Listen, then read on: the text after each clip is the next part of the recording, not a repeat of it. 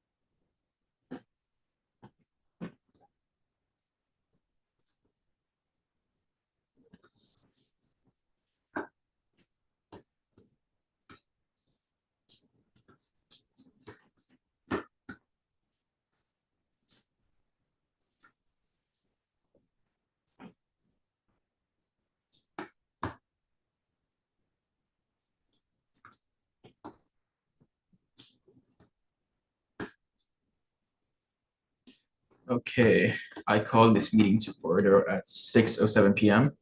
Are there any amendments to actually, I'd like to start with an amendment to the agenda. I'd like to add funding guidelines for capital contingency and contingency for the 24-25 year. Are there any other amendments to the agenda? Javier? Hi, can we please strike bag and growth allocations? Yep. Nico? Hey everyone, can I strike USA/BOD allocations? Jordan? Hi, can I strike ARC allocations? Yep. Kiara? Hi, can I strike SWC programming fund allocations? Carolyn? Can I strike SFS allocations? Yes. Alex? Can I strike TJF allocation? Yeah, and your audio is kind of echoey. I'm not sure if that's just for me. Chris Espino? Oh, Adam, may I please strike travel grant mini fund allocations and ASRF allocations as well? Thank you. Javier, is that another hand? Yes. I would like to add a special presentation regarding UC Region's public comment training. Sounds good. Lucy? Can I please strike capital contingency and contingency programming allocations? Yes. Josh? Hi, can I please move Talia David to first on the appointments list? And then can I also move Hiram Yoon to last on the appointments list? And then can I please strike Krisha Vyas from the appointments list? Yep. Any other amendments to the agenda? Please be sure to lower your hand just so we avoid confusion. Jordan or Lucy, do any of you have any more amendments? Sorry, forgot to unraise my hand. No problem. With that, could I please get a motion to approve the agenda? I motion to approve the USAC agenda for Tuesday, September 3rd. Are there any seconds? Have your motions and Tamim seconds. All in favor, please raise your hands now.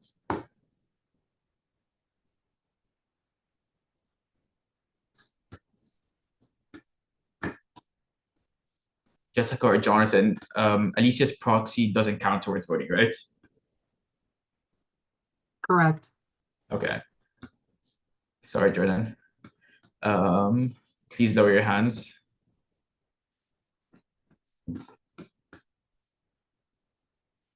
All against, please raise your hands. And all abstaining, please raise your hands. With a 12-0 vote, that motion passes and the agenda is approved. I believe we have minutes from August 20th. If someone could please motion to approve those. Motion to approve the August 20th USAC minutes. I second. Robbie motions, Josh seconds. All in favor, please raise your hands now.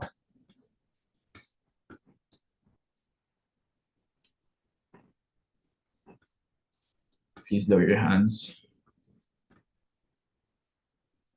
All against, please raise your hands. And all abstaining, please raise your hands. With a 12-0 vote, that motion passes and the minutes from August 20th are approved. We're now going to move on to public comment. Just a reminder for everyone, public comment is 30 minutes total. Each public commenter gets 2 minutes to speak once. And some of our community guidelines are challenge ideas, not individuals, use gender inclusive and respectful language. Freedom of speech does all mean freedom from accountability, and no dehumanizing language. With that, do we have anyone on the Zoom that's here for public comment? Please raise your hands. Any public comments? Seeing as we have no public comments, I'm going to be closing that up at 6:11 p.m. And we're going to be moving on to no funding today. We're going to be moving on to the special presentation with Javier on the UC Regents public comment training. Yay. Okay, thanks everyone. Give me a moment to send the link to the chat real quick for anyone who wants to access it. Josh, if you can include that in the agenda, that would be amazing. But I am going to go ahead and start screen sharing if my Wi-Fi will let me. Okay. Okay. Are y'all able to see? Lovely. Okay. So, hi everyone. Sorry for the last minute presentation, but this is pretty urgent. The UC Regents are going to be having a Board of Regents meeting in about 2 weeks from now, starting September 17th.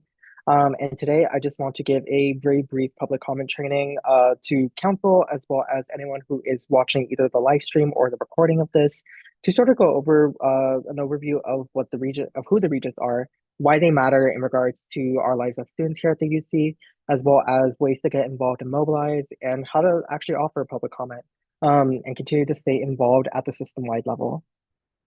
So, first and foremost, meet the regents. So the UC Board of Regents are the key policymakers for the entirety of the University of California system. The board is made up of 26 members that are voting and are mostly appointed by the California governor for 12-year terms with no term limits. Most of the regents actually lack any sort of formal background in education, which is incredibly problematic for reasons that I'll be going over later. And in regards to student representation, for all 280,000 plus students in the UC system, this includes undergraduate, graduate, and professional programs, there's only one voting student regent that serves a term of 1 year. So unlike other regions that serve for 12 years, we switch out on an annual basis who the regent is for students. And they start as a student regent designate, which is essentially like a shadowing position for the student regent that is, in power.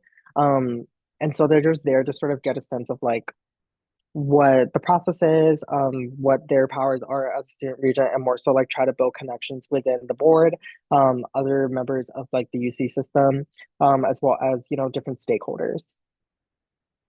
And this is just like a little brief, structure of what the regents actually look like. So at the top, we have the overall board, which is comprised of 26 voting members, 18 of which are governor appointees. A lot of these appointees are really just friends of the governor, people who donate a lot to a governor's campaign, or that they're trying to be buddy with. Again, no formal background in education for the most part, unfortunately. Then we have 5 ex officio regents. This basically just means that they're on the board because their position requires them to. So this includes like the California Lieutenant Governor, the Governor Gavin Newsom, et cetera, et cetera. UC President Michael Drake is also considered an ex officio regent, so he's just on the board because his position requires it. And we also have 2 faculty representatives that are non-voting, as well as 2 alumni regents, or 4 alumni regents, 2 of which are voting, 2 of which are non-voting, as well as 2 staff representatives that are non-voting members. And then last but not least, we have our student regent. Our voting member for this year is Josiah Bahari, and our regent designate is Sonia Brooks, who is actually a UCLA master's student. So you'll be able to see her more frequently on campus. If you do end up running into her, please say hi. She is an amazingly sweet person and a joy to talk to. Okay, so the regents are divided into a few different committees that directly impact different sectors of the University of California. Standing committees are as follows. Academic and student affairs, compliance and audit, finance and capital strategies, governance, health services, investments, national labs, and public engagement and development. These all create different forms of policy and like hear different, cases that are brought forth to the regions for a variety of reasons. The one that has been focused on the most as of late is public engagement, development, and academic and student affairs, because of everything that's been happening this past year in regards to student protests, political censorship within academic departments, etc., as well as special committees, which circulate on a near annual basis or like so long as they're useful and need to be heard. Our special committees for this year are athletics and nominations. Okay, so all this to say, why care? So under Article 9 of the California State Constitution, the UC is essentially exempt from following state laws, which is, where the problem comes in because the UC creates its own policies and they don't have to follow like state laws regarding things like labor, which is, the crux of a lot of the organizing that happens at the Regents meetings through our labor unions like AFSCME 3299, which is one of the larger like UC unions that are available for service workers primarily. So the UC policies are voted on solely by the UC Board of Regents, and unless the California government wants to directly challenge those policies for a variety of reasons, which they typically refrain from doing because they try to let the UC do what they do as they please. These policies are typically gone unchallenged, and the regents don't really have much of an incentive to listen to students, unfortunately. Okay. Now, here are some key players to the regents that I want to identify for you all. The first on your left is Janet Riley. She is the regents chair, and as chair, she also serves as the chair for the governance committee. She's also an ex officio member of all the other standing committees, so she's just there. Josiah Bahari in the middle is our student regent on the committees of academic and student affairs, compliance and audits, and national labs. Fun fact, he's a PhD student currently in the humanities for UC Merced. He's also our first student regent to be from UC Merced. And last but not least, Michael V. Drake, who is the current president of the UC, but he will be stepping down at the end of the 2024 to 25 academic year. And he is one of the many ex officio regents that exist. Fun fact, because he's president of the UC, him and the regents actually kind of exist rather separately, where the regents really develop policies that the UC has to follow, and then Drake sort of, checks and balances them, and really just advises more on the chancellor level, so the individual campuses. Okay, moving forward, this is what the current schedule looks like for the regents. Tomorrow actually is going to be the start of a regents retreat where they're going to be meeting on a number of issues, either relating to things like, the future of the UC, campus safety plans, or even just an overview of like what their last year has looked like, a year in review, essentially a way for them to pat themselves on the back for the work that they've been doing. But the one date that we really want to focus on for this month is September 18th through 19th, which means that the regents are actually going to be having their bi-monthly meeting at UCLA's campus. Now, we're currently trying to organize right now to like get students to participate in the regents meeting as we like normally do. Whether that means recruiting UCLA students or that means recruiting students from other campuses. This is going to be a rather difficult time just because it is still technically the summer and people are going to be moving in them. But if you or anyone in your commissions are available to come, I highly, highly encourage you to connect with me at my office so we can sort of get you all situated. But as you can see, they're mainly just alternating between the LA campus and the San Francisco campus throughout the year, which EVP tries to mobilize as much as possible, either in the form of special student speakers or just as an office in general, trying to get connections with various stakeholders at the UC. Okay, now moving on to the public comment process. So some general guidelines is that anyone who wishes to give a public comment at a regents meeting, whether you've done it a million times or this is your first time, has to provide basic identifying info like a name, phone number, the data you wish to speak on, and what agenda items you want to speak on. Sign up happens either on the Regents website or by calling this phone number 510-987-9220. And in order to sign up for public comment or, see the meeting agenda to, identify what it is you want to talk about or mobilize towards, they're posted at minimum like 10 days prior to the Regents meeting. So the agenda for the September 18th to 19th meeting is not going to be posted until this weekend. So we currently don't know what exactly it is they're going to be talking about, but based on discussions that have been had at previous Regents meetings, also just the state of the world that we're in and like campus climate, we can almost guarantee that they're going to be talking a lot about, like campus safety, and how the UC intends to sort of like address a lot of the incoming protests that are going to be happening, in regards to a lot of policy that's been passed in recent weeks that we'll be going over later. Okay, more information. If you can't actually, call in or like attend a Regents meeting physically, you can also submit a written public comment. If it's related to an agenda item, they can be submitted to the office of the Secretary and Chief of Staff at this email, regentsoffice@ucop.edu, no less than 48 hours prior to the meeting to be distributed to the Regents so they can hear it. As well as, again, reminder, at this link, you can sign up for public comment meeting agendas. Public comment for the Regents retreat that's going to be happening tomorrow and Thursday is actually still open, and we don't expect many people to actually be commenting there because they didn't advertise it whatsoever. So if you still are interested on signing up on the different topics that they're going to be discussing, again, I recommend looking at the agenda on their website. Really recommend touching this link when you can. Okay, now the day of, what to expect. Per Regents policy, you have 3 minutes to give your comment. It's usually shortened to 1 minute per person due to demand, but you can usually get an extra like 20 or 30 seconds in. I've definitely run away with the mic before to finish what I wanted to say because the Regents have pissed me off on so many levels. But I don't recommend doing this unless you want security breathing down your neck for the rest of the meeting. Speakers may not be called up in the order that they sign up. And some tips for, formulating a public comment and offering one. Draw from personal experience. A lot of these issues do impact us as students directly, but in the off chance that you are not, you don't have a testimony to draw on, you can bring up relevant statistics related to your topic as well, as the Regents also respond a lot to like data. And because they're not really student centered, they don't know a lot of what happens on the campuses. So this is actually like a really good tactic to use when you're like trying to talk to the Regents directly. Preparing in whatever way helps you best. Making sure what you're saying is compelling and concise. Remember, you usually only have 1 minute to say what you want to say, and that's it.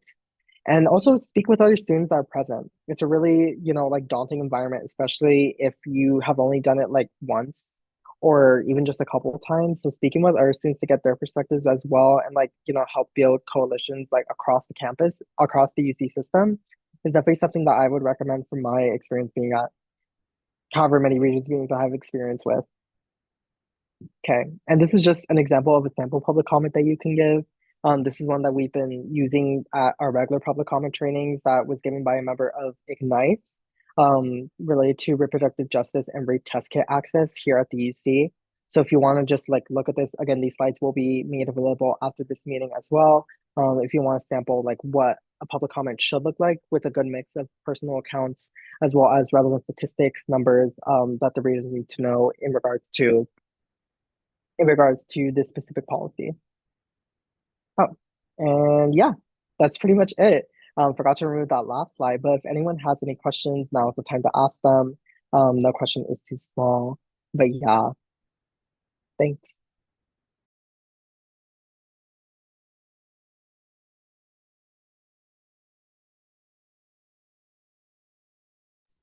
Any questions for Javier before we move on? Thank you, Javier. Okay, we're now going to move on to appointments. Starting with Talia Davoud, for the Academic Senate Legislative Assembly position. Just a quick reminder for all the appointments on how this works. You have a quick 1 minute opening statement, followed by a 15-minute question and answer period by council members. And then you have a 1 minute closing statement. After that, we're going to hear ARC's recommendations and then have our own deliberations, and then we're going to vote. So Talia, whenever you're ready, please proceed with your 1 minute opening statement. Hi everyone, my name is Talia Davoud. My pronouns are she, her, and I'm a rising sophomore currently majoring in political science, and it would be an honor to serve on UCLA's Legislative Assembly. Having completed a year at UCLA, I've developed an increasingly growing passion to execute USAC's goals surrounding representation and communication with the student body. I believe my experiences as the student representative on my high school's academic accountability committee and 2 years service as class president have taught me to lead with inclusivity, empathy, ambition, communication, and flexibility. I'm eager to share my input as a student, mobilizing my seat on the Legislative Assembly to advocate for marginalized communities who need a voice. I value transparency and will make it a priority to engage as many students as I can along the process and during my term. Most importantly, I also just really look forward to learning from and collaborating with other students and faculty to make UCLA the most equitable, enriching, and environment that it can be. I believe every student has such immense potential, and I really want to make sure they have the resources and support to reach and embrace that potential. Thank you, Talia. We're now going to move on to a question and answer period by council members. I'd like to start off with a quick question.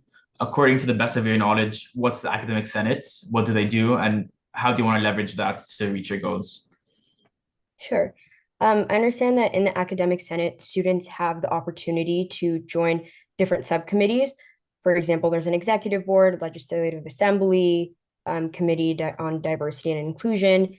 And I believe each committee, there are undergraduate and graduate representatives that are able to join and have a seat on that committee.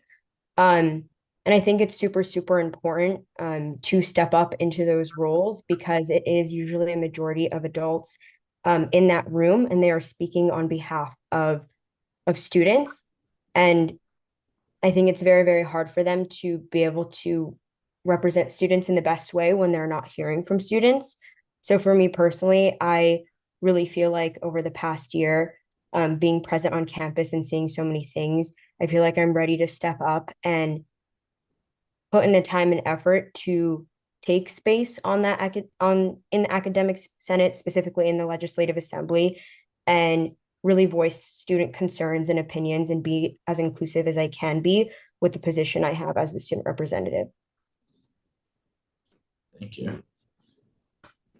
Chris Espino. Good evening, Talia, and thank you for being here. The UGC is perchance one of the most important committees.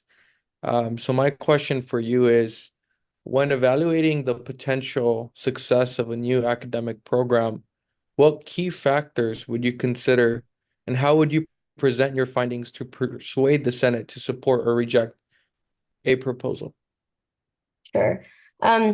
I think academic programs are meant to help students. So I think the root of evaluating whether an academic program is doing what it needs to do is looking at what students is it going to engage, how is it going to engage those students, and what efforts is it making to reach as many students as it can. I think, students are coming to UCLA and paying tuition to take advantage of the resources the school has to offer. But if a program is not equitable and there isn't a way for every student to access it, I think that's where it comes to a fault. I think in terms of going forward with how to analyze and present whether a academic program is beneficial or not, I think it's super important to use student testimonies if it's an existing program and get feedback from students about, do they feel that if the program is serving in the way that it needs to. But if it's not an existing program and it needs to and it's like a new idea, I think there still is an opportunity to incorporate student input and reach out to students to figure out what exactly their needs are, like surrounding whatever the academic program is looking to address, and using that input to evaluate whether the academic program is going to meet their needs. And I also am a firm believer that if there is an academic program that's up for debate, I don't think, if on the first get-go, it's maybe not best structured the best or the most equitable, or whatever issues that we may find. I think just approaching it with a mindset of like growth and being able to go back to the drawing board and figure out what it exactly needs to be fixed is super important. But yeah, I think just having a very student-centered approach is really important, as well as other factors like logistics. How are students going to be told about the academic program? Where is the funding coming from? What faculty is involved? All sorts of factors of like how many perspectives are being put into the mix, so we make sure that it's reflecting, the needs and ideas of as many stakeholders as possible. Thank you. Chris, you have a follow-up? Sure. Let's suppose that you're faced with a scenario where a proposed academic program is at risk of being rejected due to, let's say, budget constraints. However, this program has the ability to birth wonders. What creative solutions would you propose to ensure that this program's approval and successful implementation? Before I answer, just a clarifying question.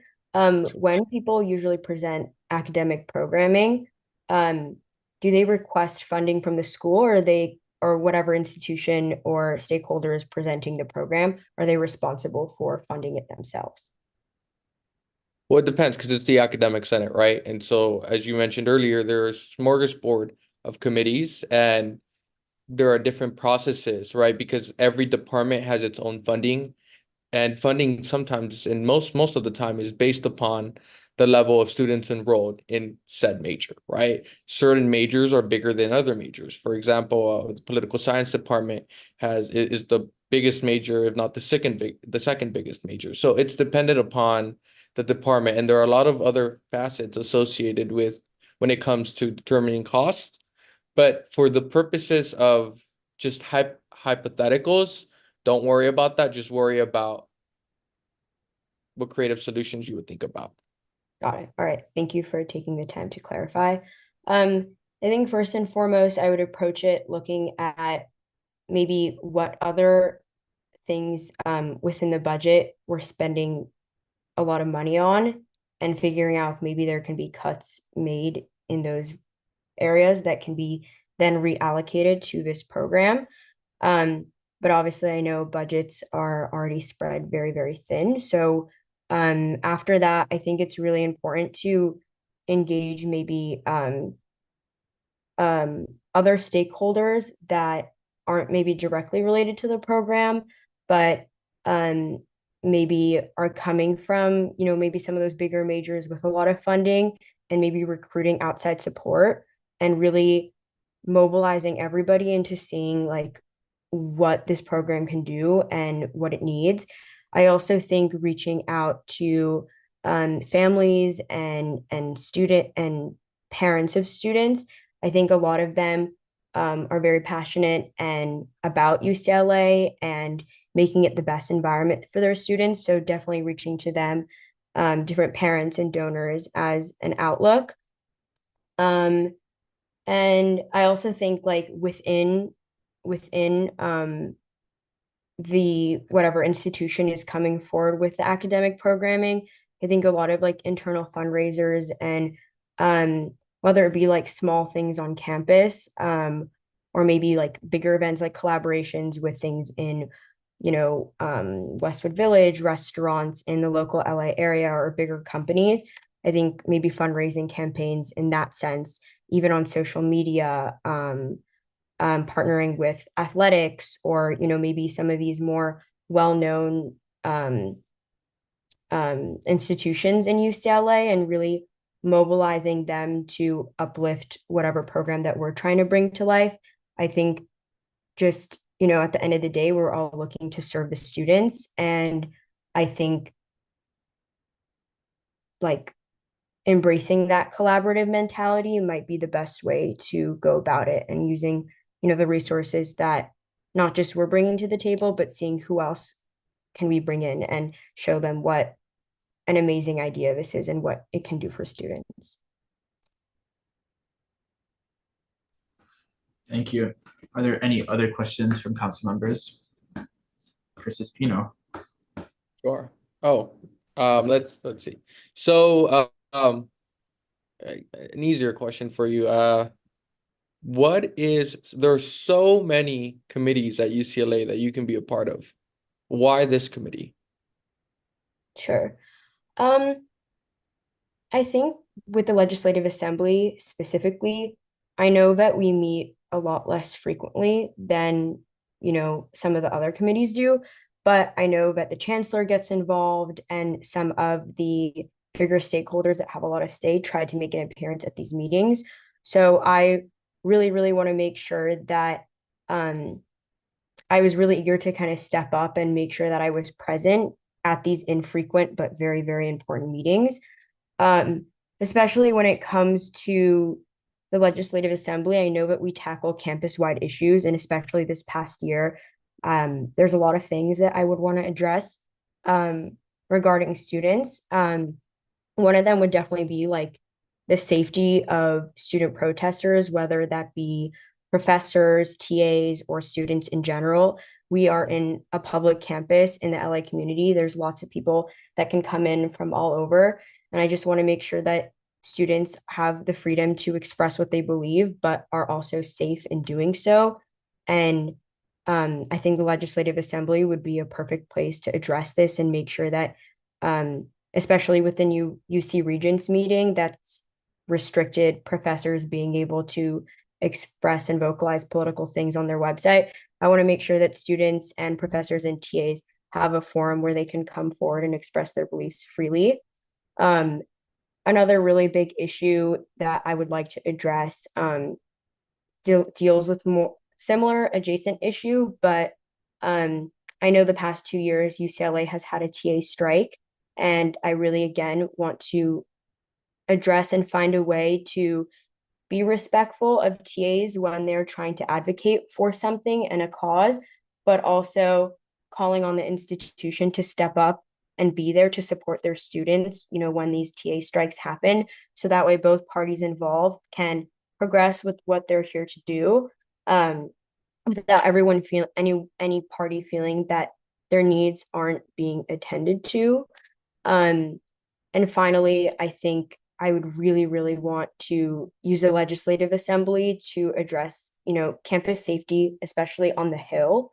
I touched on this in my last meeting, my last Zoom, but especially with everything that happened this past quarter, considering buildings in Sunset Village that don't have desk check-ins and things like that, I really want to make sure students feel safe on campus and are coming to, they're coming to this institution to learn and grow as people and young adults, and they shouldn't have to worry about anything else but that. And I'm really passionate about those specific things. And I really want to just reach out to different students and different groups on campus and figure out what their needs are and bring it to the Legislative Assembly, bring it to the chancellor, bring it to these maybe bigger stakeholders that really have a say at school. Are there any other questions? Mona, I think you have your hand up. If there is no one else, Talia, whenever you're ready, please, your 1-minute closing statement. All right. First and foremost, I want to thank all of you for taking the time to meet with me. It's clear UCLA USAC prioritizes a lot of inclusivity, seeing as you guys are already working to mobilize so many students at the UC Regents meeting. So that's been very clear. And I really want to just be a part of advancing that sentiment of inclusivity and equity for students, whether it be advocating for student protesters, safety on the Hill, or, combating freedom of speech restrictions for students. I really want to work on executing these goals with as many students involved in the process on the Legislative Assembly. I look forward to personally reaching out to our Community Programs Office and Center for Accessible Education to take advantage of already in place institutions on campus that tackle inclusivity and equity, and also our student organizations to get input on how we can best represent students on campus. I believe my experience as a committee voting member and class president in high school have equipped me to champion this inclusivity and work very proactively. This past year, during my time in Kappa Alpha Pi pre-law fraternity or a community service club called Princess Harmonics, I've come across so many amazing students who want to do so many amazing things, who face so many different struggles and have different needs. And I really just want to expand my knowledge of different students on campus and what they need, and really take the time to advocate for them on the legislative assembly. And I can't imagine a better place to go about it. So I thank you guys all for your time again. Thank you. Could we please get ARC's recommendations? Yes. During Talia's interview, Talia clearly demonstrated a strong passion for student safety, protecting student voices, and academic freedom for both faculty and students. ARC appreciated Talia's commitment to outreach into student organizations and the CAE program to create more equitable academic environments. However, during Talia's ARC interview, there were some concerns that there wasn't a complete understanding of the position. For example, while ARC appreciated Talia's commitment to improving safety on the Hill, points such as these led ARC to believe this applicant's knowledge of the academic senate's jurisdiction in this particular position could be improved. As a result, this applicant received a 1 to 2-0 vote from ARC. Thank you, Josh. We're not going to go into council deliberations. Does anyone have any comments or concerns?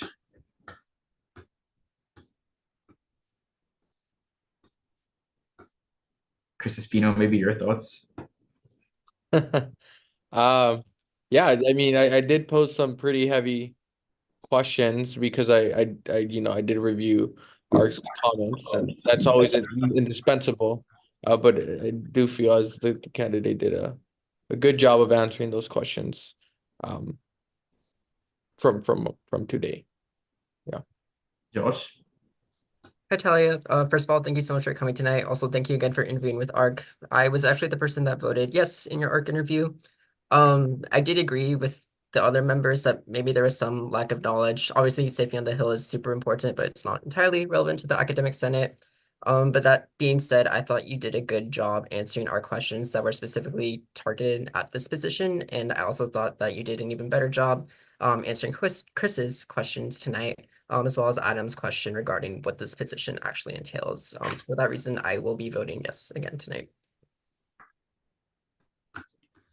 Any other comments or concerns before we vote? If there are none, could we, Mona, go ahead. Hi, yes. So essentially, I've voted no in the ARC interview for the reasons that were stated in the ARC statement. However, while I think a lot of the answers that we heard tonight were significantly better suited to the questions that were asked, I'm still a little unsure of whether this specific academic senate committee would be the most best suited for this, which is why I will no longer be voting no, but moving to abstain. I think, Talia, you have clearly a really great passion for student safety, and I really want to see that be able to be enacted. But yeah, right. So for now, I'm moving to abstain. But yes, thank you so much for coming, and yeah. Any final comments? With that, could you please get a motion?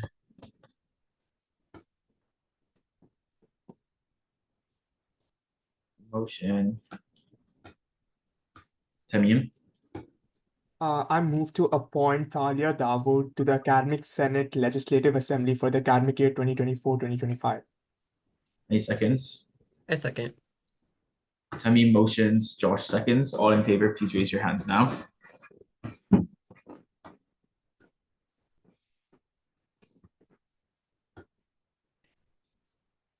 Please lower your hands. All against, please raise your hands. And all abstaining, please raise your hands. With a 9-0 to 4 vote, that motion passes, and Talia is appointed to the Academic Senate. Thank you all.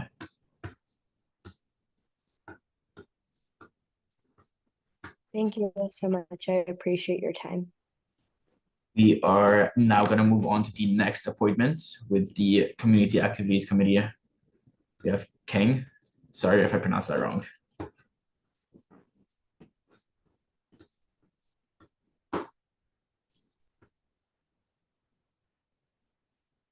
Whenever you're ready, please proceed with your 1-minute opening statement.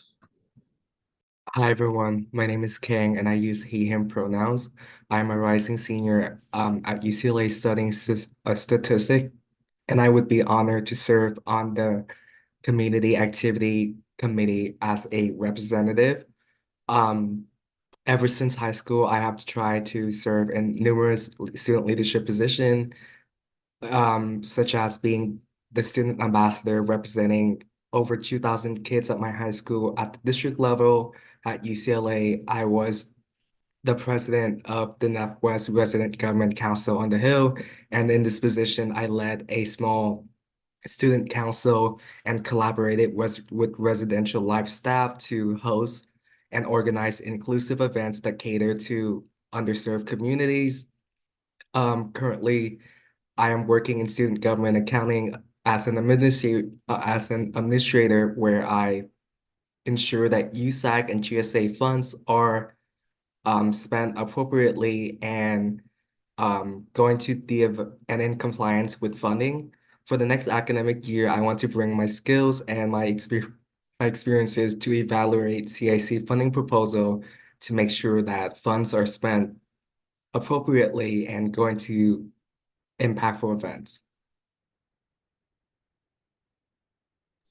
Thank you for that. We're now going to move on to the 15-minute question and answer period. Do any council members have any questions for King? Ramsey? So I think in CAC, you're going to run into a lot of situations where maybe there's a lot of different events you want to support. There's a wide variety of different student communities you want to support. But at the same time, you have limited funds to be able to do so through these programs. So could you tell me about some of the specific criteria, for example, number of people in an event that you'd be considering in terms of how to allocate this funding between different groups and when to maybe get full funding, when to maybe make cuts if you have to? I want to draw on my experiences when I was the Northwest RGC president. In that position, I also serve on UCLA Housing Funding and Advisory Board, where one of my main role was allocating a $40,000 budget to different clubs funding proposal. And when dealing with a situation where if the funds are limited and we have many options, it's always great to look back at their applications. And I think what CAC does a very good job of doing is making sure that student organization and leaders have the ability to advocate for them.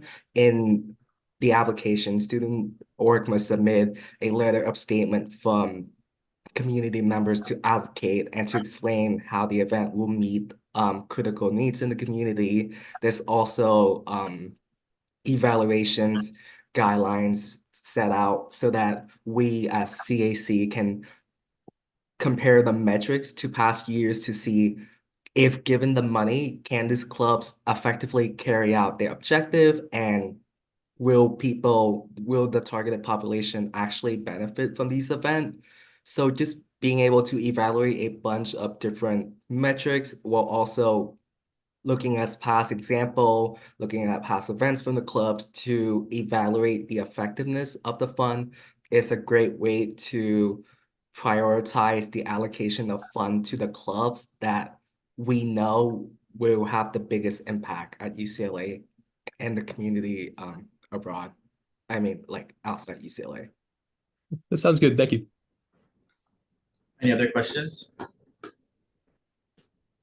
Crispino?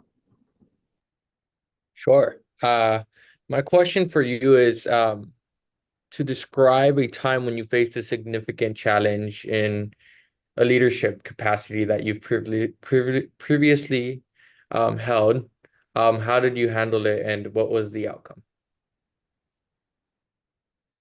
So, I want to talk about my time in student government accounting.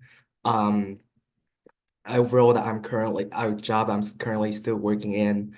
After the school year has ended, there was an influx of requisition form from all the honorarium.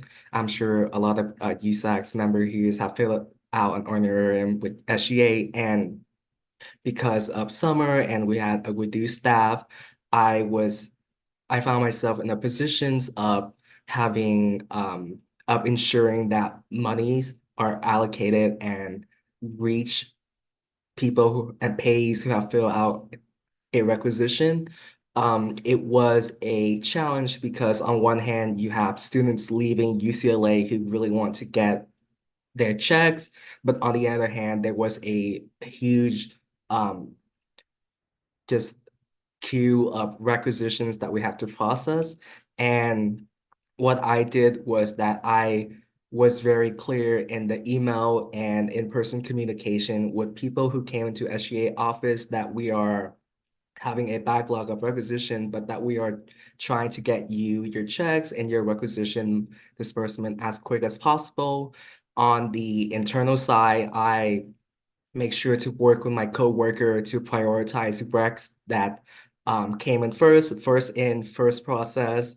I work with different SGA professional staff to prioritize requisition with problems and really push the one where I felt needs special attention. I feel like overall my experience in SGA has just sharpen my skills in working under pressure and having a lot of different priorities that I need to balance and knowing how to collaborate with different stakeholders to get the job done. Thank you. Tiara, do you still have a question? Yes. Hi. Thank you for being here today. I just wanted to ask if you could tell us a little bit more about one or two of your goals that you hope to accomplish if elected to this committee and how you would plan on accomplishing these. So from my understanding of the CAC committees, we prioritize funding long-term programs that not only benefits the UCLA community, but also those disadvantaged group beyond UCLA. I see myself on this committee. If I'm on this committee, I want to prioritize having a balance of needs that we are funding.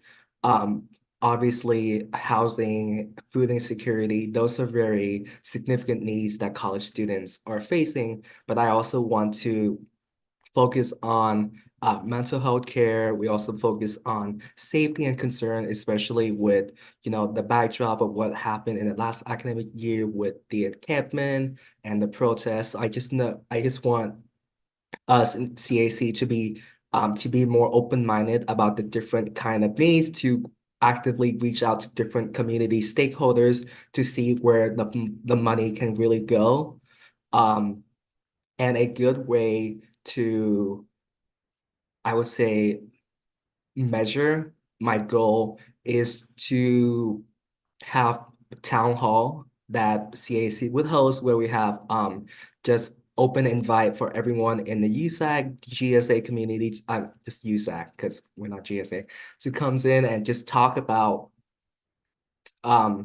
what they need and will CAC be able to help fund them.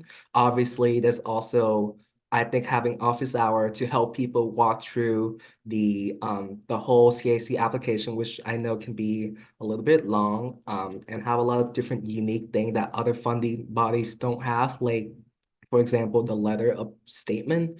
Other funding bodies don't have that, so that might be confusing. So just having extra support, extra help, and being open-minded, and listening to community stakeholders to understand needs and then help them get the support. Any other questions? Chris Espino. Thanks, Adam.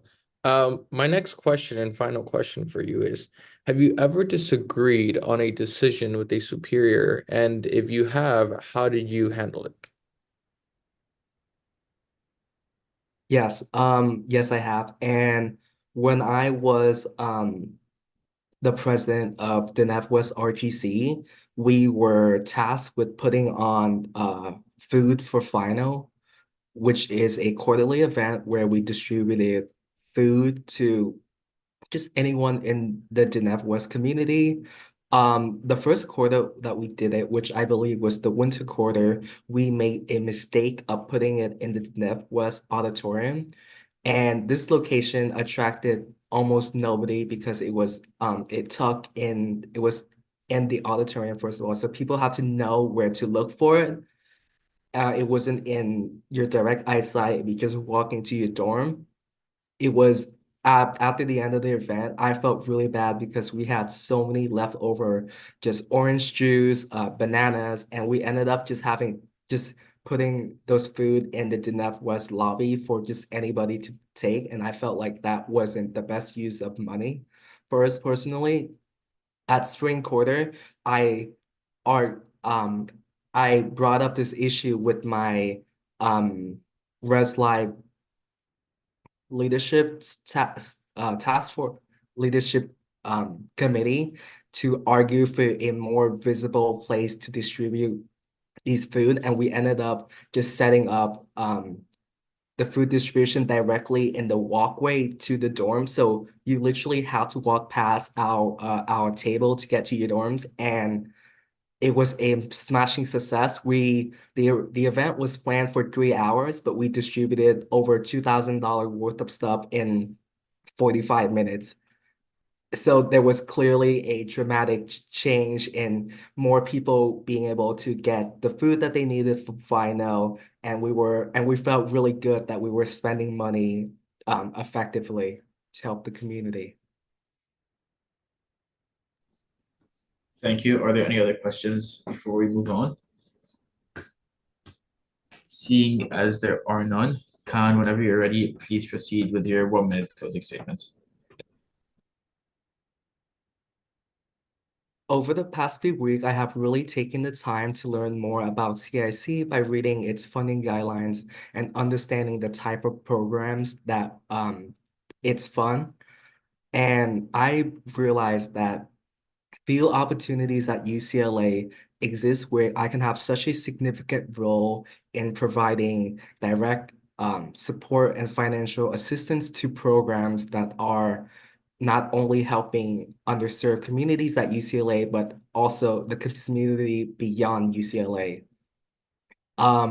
This was something that always aligned perfectly with my values, and I'm truly passionate about bringing my skill set and my experiences in student government and in student government accounting to manage budget for CAC, to critically analyze proposals, to make sure that our limited funds are spent effectively in compliance with existing guideline and maximize benefits for the community.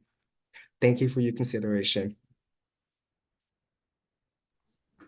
Thank you. Could we get ARC's recommendations, please? Yes. Just to clarify, this applicant was interviewed for the CS mini fund, but we realized that unfortunately there were extra requirements in the bylaws that would prevent this person from being appointed to the committee. But we were impressed with this interview, so we're recommending him for an appointment with CAC. But Kane presented an exemplary interview with ARC. ARC was impressed with his experience as a student worker in SGA and president of the Deneb West Council, and we believe his experience overseeing various sources of funding makes him qualified for this position. ARC was excited to see Kane's interest in better supporting disadvantaged communities and creating more financial support for queer and BIPOC students, and we're looking forward to seeing his work on this committee if appointed. With a 3-0 vote, ARC recommends Kane for this appointment. Thanks, Josh. We're now going to move on to council deliberations. Does anyone have any comments or concerns before we move on to voting? Chris Ramsey? Yeah, I just want to say that having been on RGC myself as well as the program activities board, I think that King did a really good job of reflecting on his time in RGC as well as FAB. And I think that those experiences are very relevant, and I think that he's very well prepared to do a very good job in deliberating and making sure that CSC does a great job in allocating funds for students. Thanks, Chris. Are there any other comments? Seeing as there are none, could we please get a motion to vote? Chris Ramsey. I motion to appoint King Liu to the Community Activities Committee. I second. Chris Ramsey motions, Kiara seconds. All in favor, please raise your hands now.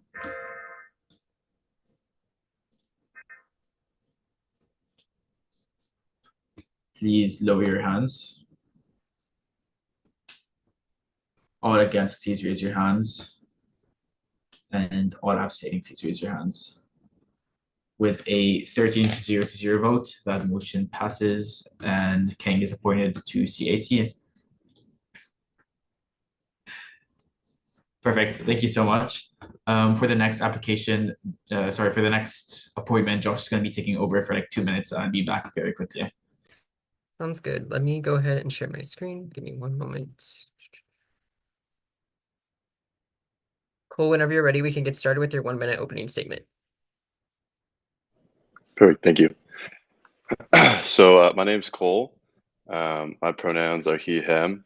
I'm a senior and I major in political science. I applied for the CS Mini Fund committee position as I've served on many community service projects, mainly with the ALS Association with my mom as she's a care manager.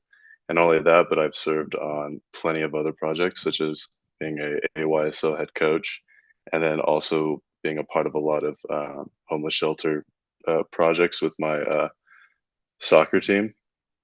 I feel like although I don't have experience like with working on actual funds, I have like a great and reasonable mindset on how projects should operate and whether like a specific club has realistic expectations of how to use their monies with their project. Thank you so much. We'll now move on to a 15-minute question and answer period from council members. Do any council members have any questions? Chris Espino. Hello, Cole. Thank you for being here. Describe a time when you had to adapt to a major change, either at work or in a leadership capacity. How did you manage the transition or this abrupt change? Yeah, sure. So during 2022, I served as an AYSO U10 soccer coach with a friend of mine. And so we both operated this team, and we definitely had a lot of issues with parents, and more so during these games. A lot of them would be very obnoxious and would not only would they scream at their own kids, but they would scream at the refs for making bad decisions. And so it led to a lot of issues at them pointing the fingers at us and saying that we were not doing a good enough job as coaches and leading the team. And that was a really awkward dynamic to maneuver, but I felt like we handled it very well. We had a meeting with the parents. We told them what our goals were, and clearly our team wasn't very competitive with a lot of others. Number one, we were volunteering, and number two, we were doing 3 practices a week. And I felt like that we were attributing a lot of time to this team and trying to make them better. And so we sort of just kept going essentially. And I felt like we had a lot of parents that supported us. They understood like how difficult it was managing these parents. A lot of them ended up just quitting for the season. And so we had a shorthanded team most of the year. And I feel like my friend and I both handled it very well, just being very diplomatic and ensuring that the kids that did stay had a great experience.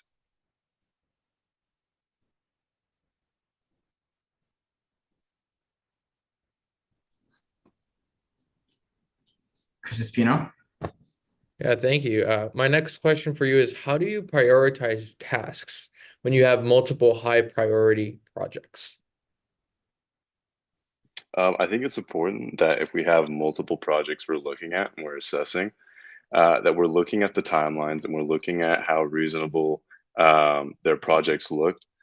Being a part of the ALS Association, I feel like I have a lot of knowledge surrounding how different community service fundraising operations go. I know that their operations are a bit large scale and probably a lot bigger than maybe what our clubs would be doing, but their ability to facilitate not only a large group of people, but being able to raise money in that sort of way and fostering a lot of relationships is crucial. And I feel like that's important if we're dealing with something to do with like an underprivileged community or even at a community college, that they're looking at the group that's being helped, and we're giving them an opportunity. And it's crucial that we can balance that out and understand that we understand like the pros and the cons to each project.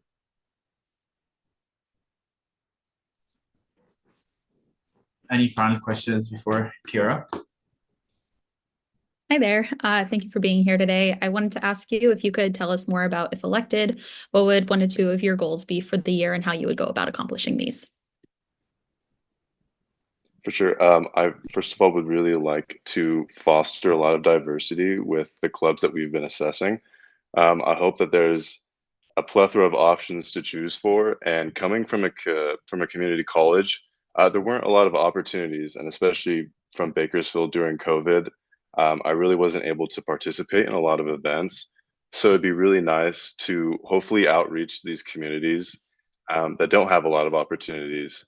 And for instance, maybe workshops that would be great for, I mean, obviously we're assessing these projects, but it would be able to target a certain group of people, offer them, for instance, let's say we're working with a community college, maybe working at applications to try to transfer to different universities, that they have realistic expectations and that these projects are actually being executed well. I think that's really crucial, and that's something that I think I would bring personally to the table and would really help the committee position. Thank you, Cody. Any final questions before we move on? Seeing as we have none, Code, whenever you're ready, please go ahead with your 1-minute closing statements. I would just first of all really thank you guys for having me. I've been making a very large effort to get involved in any type of club or committee position. I applied to the CSC as an outreach in the outreach division, and I'm really happy that I have an opportunity to try to bring another layer of knowledge coming from community college and understanding how that experience affects a lot of students. I think was going to bring a great mindset to assessing these different projects, making sure that they're adept and that they're adapting to the communities that they're serving, but that their goals are actually functioning well. I know there was a lot of transparency issues, I think, a couple years ago. I think it's crucial that the projects that we're looking at, they're actually serving well, and that they're able to evaluate and be transparent with the clubs that we're giving funding to. Thank you so much. Can we please get ARC's recommendations? Yes, Cole presented an impressive interview with ARC, demonstrating a clear passion for service and uplifting underrepresented groups. ARC was impressed with Cole's background in community service, including supporting a number of fundraising efforts to assist those who have been diagnosed with ALS. ARC was additionally excited to about Cole's thorough understanding of the committee as an incoming transfer student, along with his current involvement in CSC. With a 3-0 vote, ARC recommends Cole for this appointment. Thank you, Josh. With that being said, does anyone have any comments or concerns before we move on to voting? Karen? Hi everyone. Hi Cole. Just wanted to hop on here and say that I'll be voting yes for Cole. Cole just joined my office, but throughout my time knowing him and through this interview, you can definitely see that he has a heart for service and is really passionate about it, as well as his unique background as a transfer student, as well as part of being the outreach committee at CSC. I can see this being very valuable to expanding the reach of the CS Mini Fund. So I really recommend that you all vote yes for Cole. Thanks, Karen. Anyone else? If we have no one, could we please get a motion?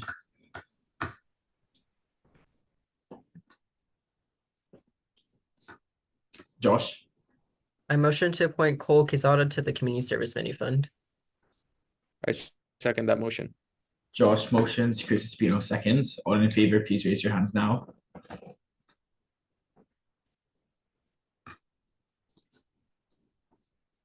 Please lower your hands. All against, please raise your hands. And all abstaining, please raise your hands.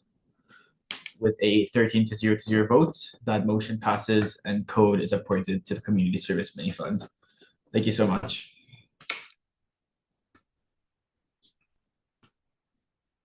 We are now going to move on to our next appointment with the Academic Senate Committee on Research. we have Michelle.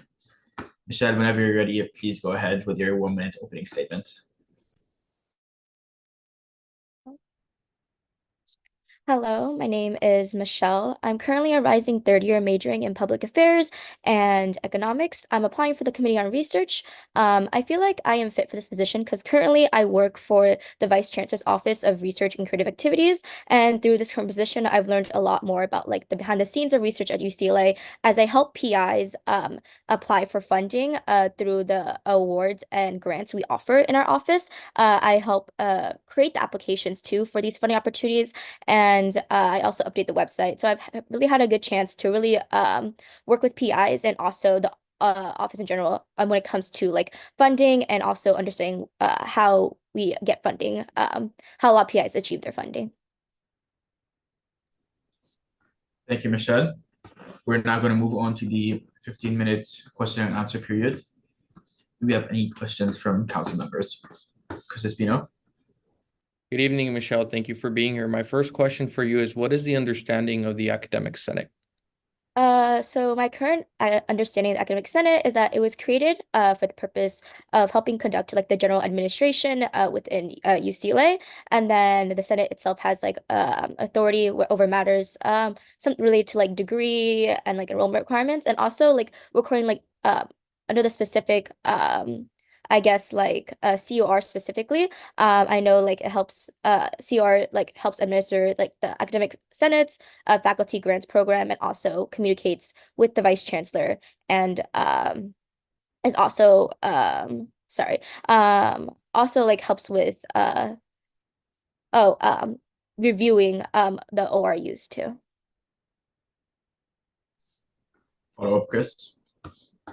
Great. Thank you for your response. My second question for you tonight is, effective communication is indispensable in persuading others, as you probably know.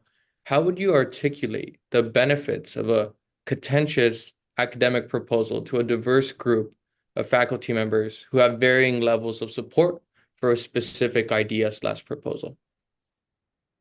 So how I would advocate for it is I would try to find ways that not only it would benefit like the like overall, but also like other ways it would appeal to like the specific different staff members. I would try to find understanding for why these staff members may not be the faculty might not find the proposal appealing in the first place, and try to discuss answers that would make it more appealing to them, and just try to appeal to whatever I feel like they would be interested in, or why it would then be also become beneficial to them. Because I feel like for a lot of people, not only does it appealing, like not only do they care if it's appealing overall to the community, but also to them themselves. So I find a way to like see how to make it appealing to staff, like the faculty individually, but also overall as a community. Kiara. Hi there. Thank you for being here today. The question I want to ask you is, given a proposal or being presented with a proposal, what would be your priorities or key factors that you're looking out for to assess the effectiveness and its potential? So I want to see how much it's going to help undergraduates and graduate students. I want to see this proposal is going to help, in research. I feel like there's a lot of diversity in general, not only among faculty, but among students be able to participate in research because of the lack of because of the barriers that are involved. So I want to prioritize being the proposal being able to be beneficial, like diversity wise. Like I want to make sure there's it helps with, and contributes to that aspect. So I want to value it by how beneficial it is to the student community, also the faculty, of course, but also how is this going to help students? Like, how is this going to help the diversity within research? Not only regarding like what is being studied, like not only like making sure like not only like the sciences are being funded, but also humanities, but also like the kind of students participating in this research and how it could help students. Let's say if they're low income, like can this proposal perchance like help provide like a faculty more funding when it comes to like paying students, or like even if perchance providing some support. Before you go ahead, Chris, I have a question.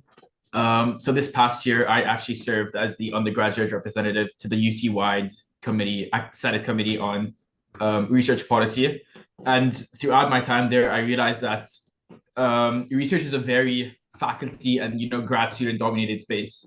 So I just wanted to ask, what kind of ideas or proposals or policies are you interested in advocating for on behalf of specifically undergrads, and how do you anticipate bringing those ideas to a very faculty and grad student dominated space? For undergrads specifically, when I was looking at the faculty grants program committee, I know it's mentioned that you're not allowed to provide stipends or stipends or like some kind of funding for students. And I feel like the way I would try to advocate for that, because I think the main barrier in a lot of students getting into research is funding, because you're dedicating so many hours of your time, and if you aren't getting paid for it, if you're lower income, you need to get a job. Like, you can't, it's hard to prioritize research when you need to pay to support yourself. And the only reason why I myself was able to get into research was because I got funding and I got paid for it. So I feel like I would want to advocate for like trying to maybe be able to, like, for the faculty grants program committee, allow for academic fellowships or stipends in that aspect. And I would appeal it to the faculty and graduate students by saying that when your students, like undergraduate students, are well supported, they are able to contribute better to research and fostering like the next, like, the next level or generation of researchers. And I feel like that's because faculty also value like being able to develop their research, and when your undergraduate students are more passionate or able to like be more passionate, have the time to, it really helps like develop their research. Agreed, and thank you for that. Chris, do you have a question? It was profoundly similar to yours, so I will not be posing it. Thank you, Adam. Sounds great. Does anyone else have any questions for Michelle before we move on? Seeing none, Michelle, whenever you're ready, please go ahead with your 1-minute closing statement. So thank you so much for taking the time to interview me today. I hope if I get this position, I'm able to not only help UCLA's with their mission research, but also help other students, especially undergraduate students, be able to participate in research and really find beneficial value, and also for faculty and graduate students to also I guess like be able to develop their research goals in collaboration with undergraduate students. Thank you. Thank you so much, Michelle. Could we please get ARC's recommendations? Yes. Michelle presented a strong interview with ARC. ARC was impressed with Michelle's experience working for the Vice Chancellor Office of Research, which has given her insight into the internal structures of research at UCLA. ARC was excited to see Michelle's goals to make research more accessible by helping more undergrads get their foot in the door in research, along with promoting transparency efforts regarding research grants. With a 3-0 vote, ARC recommends Michelle for this appointment. Thank you, Josh. Before we move on to voting, we're gonna have some deliberation. Does anyone have any comments or concerns? Actually, I'll go first. I think we all can agree that Michelle knows what she's talking about. And she's gonna do very well with the academic senate position. So if no one else disagrees, I think we should just vote. Chris Espino, go ahead. Yeah, Michelle, you did a wonderful job. I will be abstaining because Michelle is working for me in a different capacity within AAC, but yes, just wanted to put it out there. Sounds good. So could we get a motion? If I can motion, I'll motion. You can motion. All right. I move to appoint Michelle Lee, I believe, to the Committee on Research within the Academic Senate for the 2024 to 2025 school year. Seconds. A second. Was that Tamim? Who was that? That was me. Sorry, Javi. Chris Espino motions, Javi seconds. All in favor, please raise your hands now.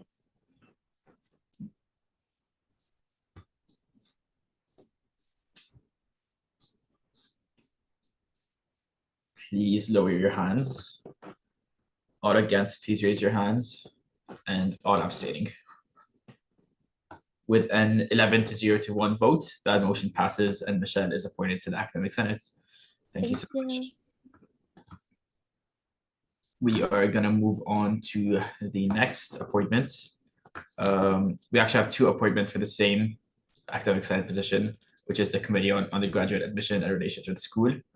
Or did we strike one? Josh? One of them's highlighted, but I'm not sure whether we struck it or anything. You can have 2 undergraduate representatives. Yeah, just one of them was highlighted, so I thought we might have stricken it. No, I didn't strike it. Sorry. Okay, we have Hamzallah first.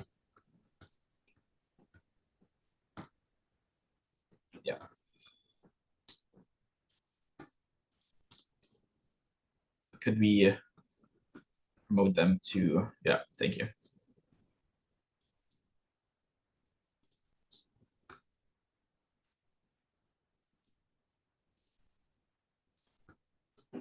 Okay, whenever you're ready, please go ahead with your 1 minute. Yeah. Sorry, I'm having a little problem right here. Sorry? I was having a little problem with my video. That's fine. Okay, no problem. Yeah. Whenever you're Okay. ready, please go ahead with your 1 minute opening statement.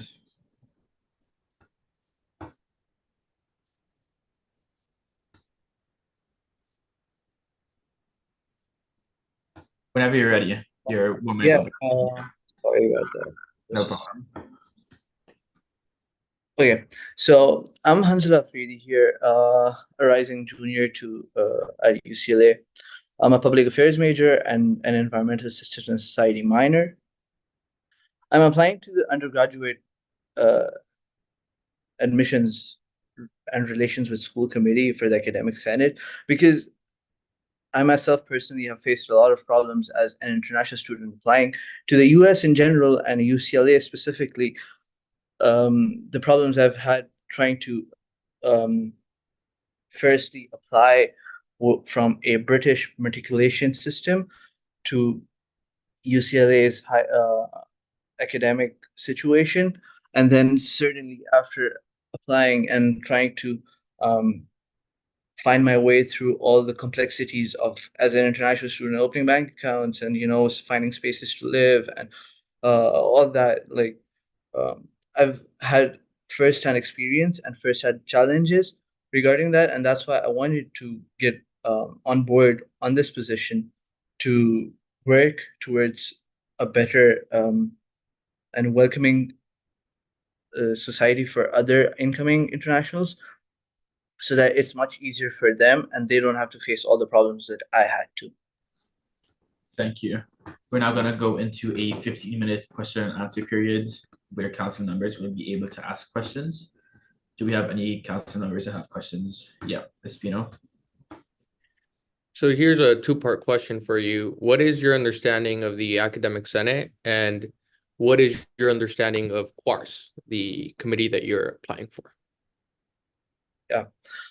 Okay, so firstly, for the Academic Senate, I believe, is a very useful platform for undergraduate students or students in general to come up and address the problems of other peers that they have. And it's especially essential to bridge the gap between the admin and the student body in general.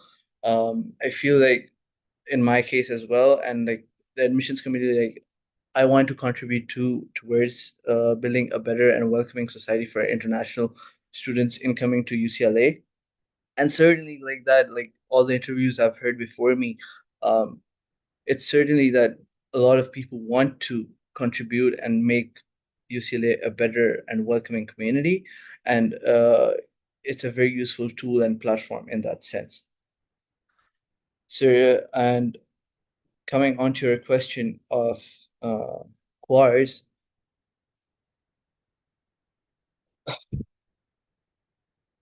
QUARS is basically, in my understanding, a very important aspect for UCLA. As a prospective member of QUARS, I understand that the primary responsibility as a member of the committee is to be assisting around like establishment and refinement of the holistic review of admissions criteria and just making the community a welcoming just making a welcoming community for the students in general, whether that be international students, freshmen, or transfer students as well. And this task involves setting admissions conditions for both freshmen and transfer students, like I mentioned, and maybe, yeah, that's it from my end. Have you? Hi. So my question, sorry, let me pull up my question because I wrote it down. So, since CORE deals a lot with the outreach as well, deals with the outreach portion, as well to different communities. With Proposition 209 back in the 90s, killing affirmative action in the state of California, and that negatively impacting the admission rates for students of color, how you intend to use this role as a student representative to advocate for improved outreach efforts, specifically towards like BIPOC students, given that for like affirmative action like is not allowed at the UC. How will you ensure that CORS prioritizes the admission retention rates for BIPOC students to increase from what they were previously? Yes, 100%. Historically, CORS has played a pivotal role in molding UCLA's admission landscape. That's no doubt about that. In and ensuring that the university remains accessible to a diverse array of students while maintaining a high academic standard. I believe that in order to succeed, UCLA has to maintain that. And as you mentioned, that back in the 80s, that was very badly affected. And I feel like making a proper framework to cater to that's basically made around inclusivity and tailored around inclusivity and making sure that everyone that comes into the committee is meeting some sort of a diversity requirement and basically not even meeting a diversity requirement is admitted regardless of their ethnicity, regardless of their immigration status, regardless of their uh, um, racial status. And that's one of the things I wanted to focus on as well. Like in my previous interview as well, I mentioned that the admissions committee is very sorry about that. The admissions committee is really important for this, and to ensure that people that come into UCLA are of a diverse and a very welcoming society. I'm sorry, Javier, I missed on your question. It's something like skipped out of my mind. Can you please repeat it if you don't mind? Yeah, of course.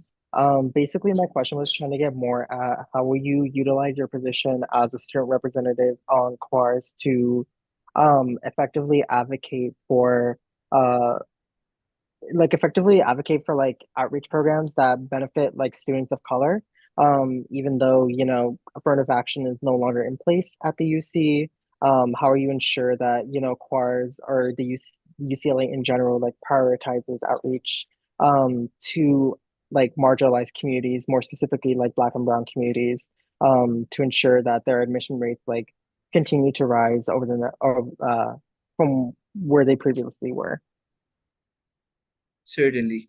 And this applies to like probably like all my problems that I might face in this committee and any situation for that matter. Firstly, I'll try to understand the situation, what the problem is, and in this case, trying to admit students regardless of their racial and ethnic background. And after that, I'll try to discuss it among my team on the academic senate. I try to consult proper, let's say, African American societies or proper committees or proper establishments and institutions within UCLA for a prompt response towards a problem. And then thirdly, this is the most important one, I will definitely reach out to specific offices or teams to get more insight or get to find a better options or better solutions to the situation. And I think that this 3-point method applies to like all the problems that I might face while working for the academic senate. Mr. Spino? Okay. I'm gonna give you this interesting question. Pick 5 words that you say accurately describe who you are as a person, and that can also be what you're passionate about. But 5 words. Tell us something we don't know that would impress us about you.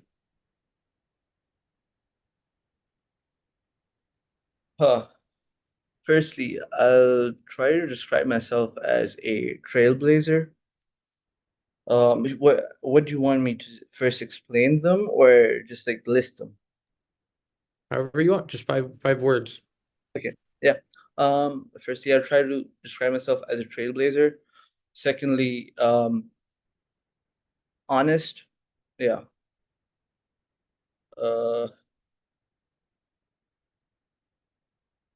I go as hardworking. I'll also go as someone fun and very open.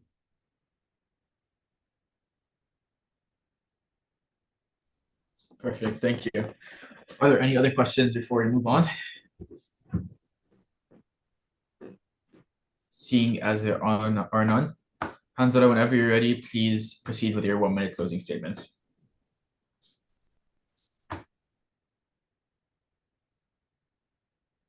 So firstly, thank you so much for giving me this opportunity to interview with the council.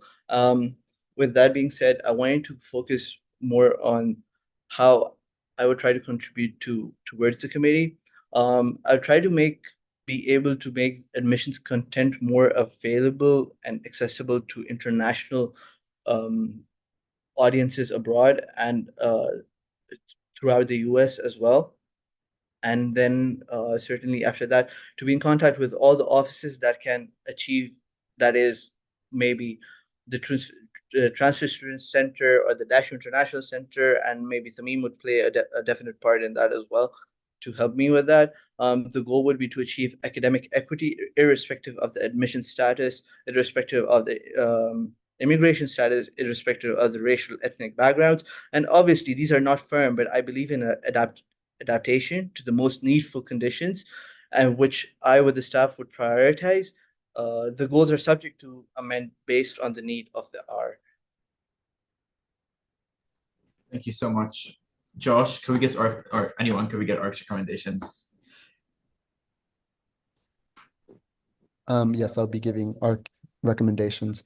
ARC was impressed with Hanzala's interview. ARC noticed his passion in expanding opportunities and using input from international students, as well as easing the transition into UCLA.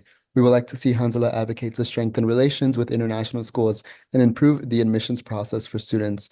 With a 3-0 vote, ARC recommends Hanzala to the Academic Senate Committee on Undergraduate Admissions and Relations with Schools. Thank you, Diego. We're now going to move on to council deliberations. Does anyone have any comments, concerns? Tamim?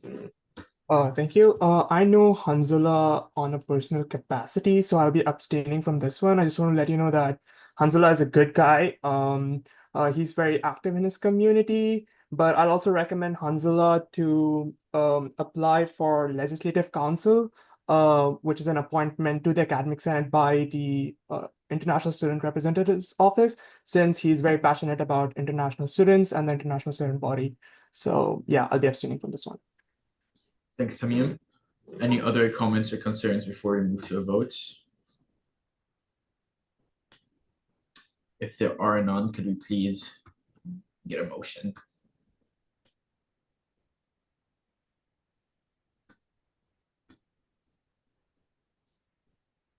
Tamim?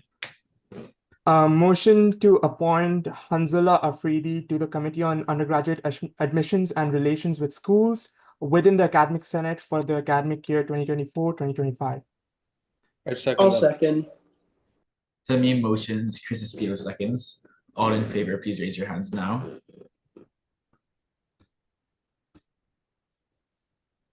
All against, please raise your hands.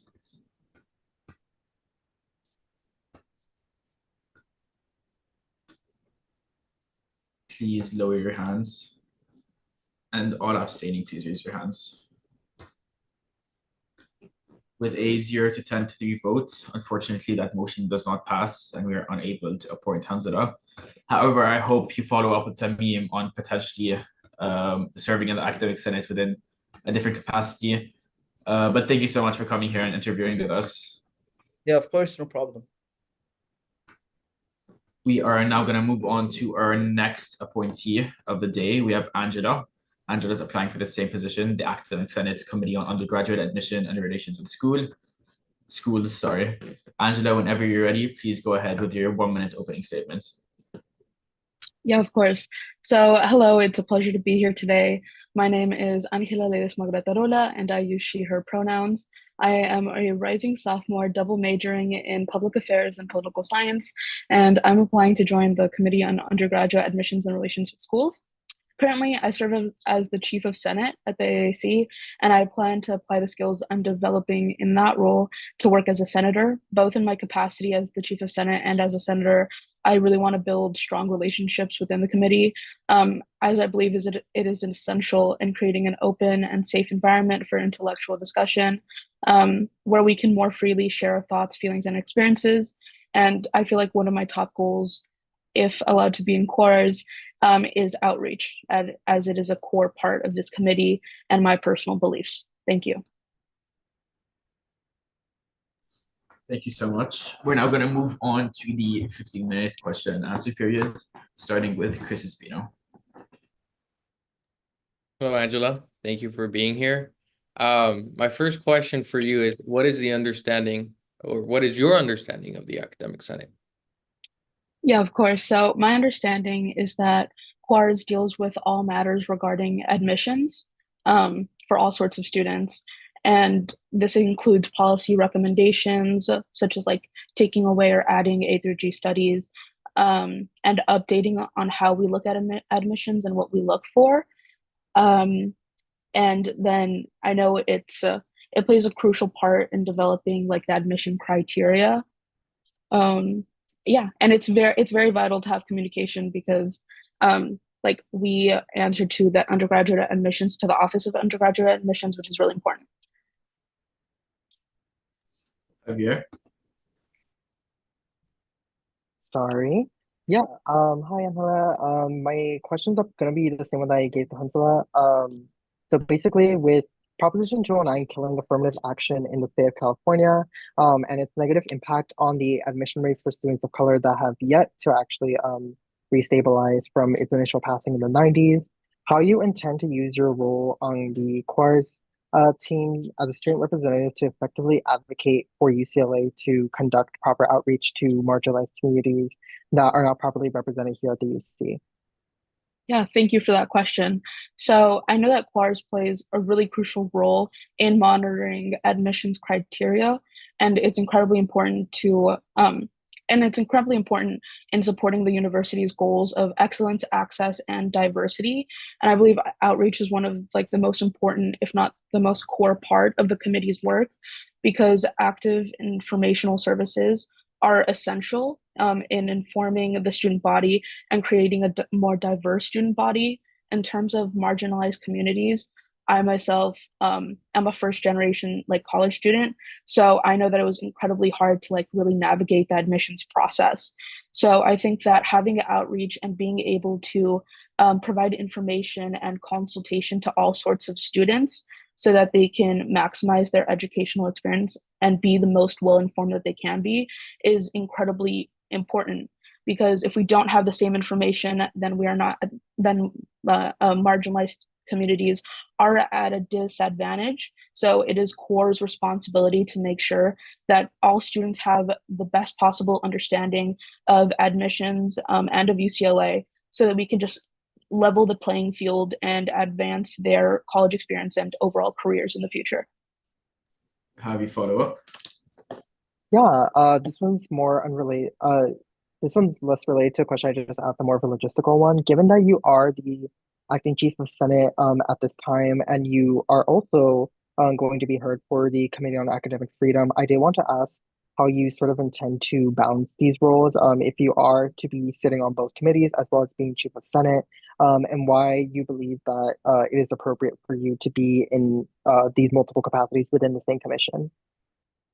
Yeah, of course. So as the chief of Senate, you are supposed to be in a committee. I chose the responsibility of wanting to be in two committees because being a committee member is just so important. Being able to be there and voice students' opinions and their concerns and their needs is something that I want to advocate for.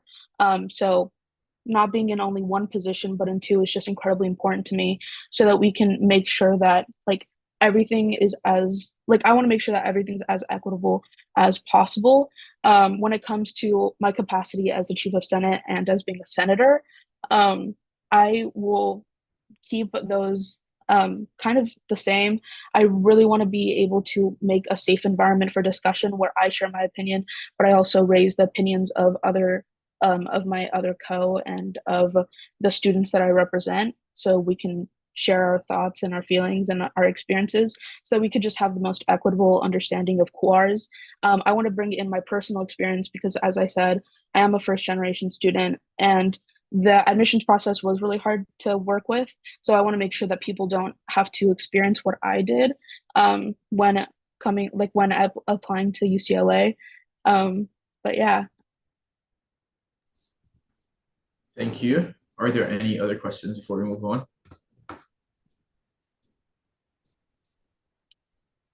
Seeing none, we're going to move on to the closing statements. And Khala, whenever you're ready, please go ahead with your 1 minute closing statement. Yeah, of course. Should I wait for the timer? Oh, okay. Thank you all once again for the opportunity to be here today. I believe to be the most effective chief of Senate that I can be, it is essential to join these committees and collaborate closely with my fellow senators on projects that we're passionate about. And that just happens to be, for me, the QARs and CAF. So I really want to be able to work on these committees. I'm deeply committed to the work and the missions of these committees, and I am dedicated to serving as the best senator that I can be in my full capacity. So I just wanted to thank all of you again for these insightful questions and just for you guys being here. Thank you so much. Could we get ARC's recommendations? Okay. Hi. So for the ARC statement, we wrote, ARC was greatly impressed with Angela's interview. Her strong commitment to promoting equity and transparency in the admissions process, especially for marginalized and non-traditional students. With a 3-0 vote, ARC recommends Angela to the Academic Senate Committee on Undergraduate Admissions and Relations with Schools. Thank you, Mona. With that being said, I'm unsure how much deliberation we're gonna have. But if anyone has any comments or questions or concerns, that would be the time. Chris? Yeah, there are a few points that I want to raise. First and foremost, I know Angela both personally and professionally, so I will have to abstain. Angela is perchance the most qualified person for both of these committees. I know right now we're focusing on QARS, as Angela is basically taking on is essentially my successor for the Chief of Senate capacity. I do want to say that historically, senators have not served on two committees, but also historically, we've had not much of an intense interest for committees. So after having many discussions with academic Senate leadership, it was really encouraged that at least the Senate student leadership take on, if not one, but two committees. So that's something, or those are colloquies that have transpired from the time starting from when Sujana was in office. So I personally encouraged Angela to join two committees because I had conversations with the Academic Senate about not having enough, about there not being enough interest. And it's also a good way for the Chief of Senate to be more aware of other ongoing projects and initiatives and can really take the lead for students who fall under Angela's purview in this example, right? She'd be leading them along with Assistant Commissioner Yoon, whom you'll hear from in a little bit. But I do want to say Angela's perchance the most qualified. I urge you all wholeheartedly to vote in favor. It would probably be the best decision of your life. So, but I digress. Sorry, my mouse ran out of charge. Javier? Hi, yeah. I wholeheartedly agree with what Chris said about Angela's qualifications, especially in this hearing alone, it shows that you have a very firm understanding of what the academic senate does, and more so like a very strong commitment to specifically the mission of what CORS aims to do. My concern is just more so with the fact that as Chief of Senate, I am a bit concerned. I know that you are, technically supposed to be staying on committee. I just am a bit concerned with offering two potential, like, very sought after positions that I know, like, are very open to the public eye right now, especially with everything that's been going on in campus in regards to the campus climate. I'm very concerned with giving potentially two appointments to someone who's already so involved, and not, instead like focusing on like expanding that type of outreach to other students who may not already be involved within AAC and can have their skill set honed in regards to this very specific branch of student government.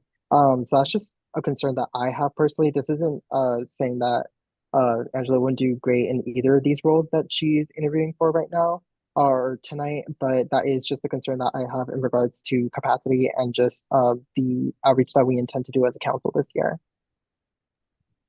Tommy? Yeah, I also agree. Angela, I thought was really qualified for this position. I also do share the same concerns. Chris, I know you brought up regarding interest in the Senate is like an issue. I do feel that if that is the case, then I think not necessarily like having our chief serve as two Senate committees is a viable long-term solution to that issue. And we need to be asking the critical questions of how are we going to be building interest in Senate positions in the future? Also, in terms of from an equity access standpoint, I think if we truly want to maximize access and equity and ensuring that different communities are represented in the academic senate and are representing the entire student body, I do feel like it's more beneficial to have more people at the table representing those voices and having two representatives each for those respective committees, which I do hope one of them is Angela. Josh? I had a question for Chris, actually. Were you saying that like faculty on the academic senate or academic senate leaders were pushing for AAC exec to be on multiple committees, or could you elaborate more on that? Sure. Thanks for the question, Josh. I'm happy to answer any questions. So historically, and this before Sujana and then before Sujana, as you guys are cognizant, it was Daniela. Senate appointments are supposed to be technically completed by the first, at least most of them. But because of the delay with the dean, we had like a whole because of that delay as well. But I'd say that.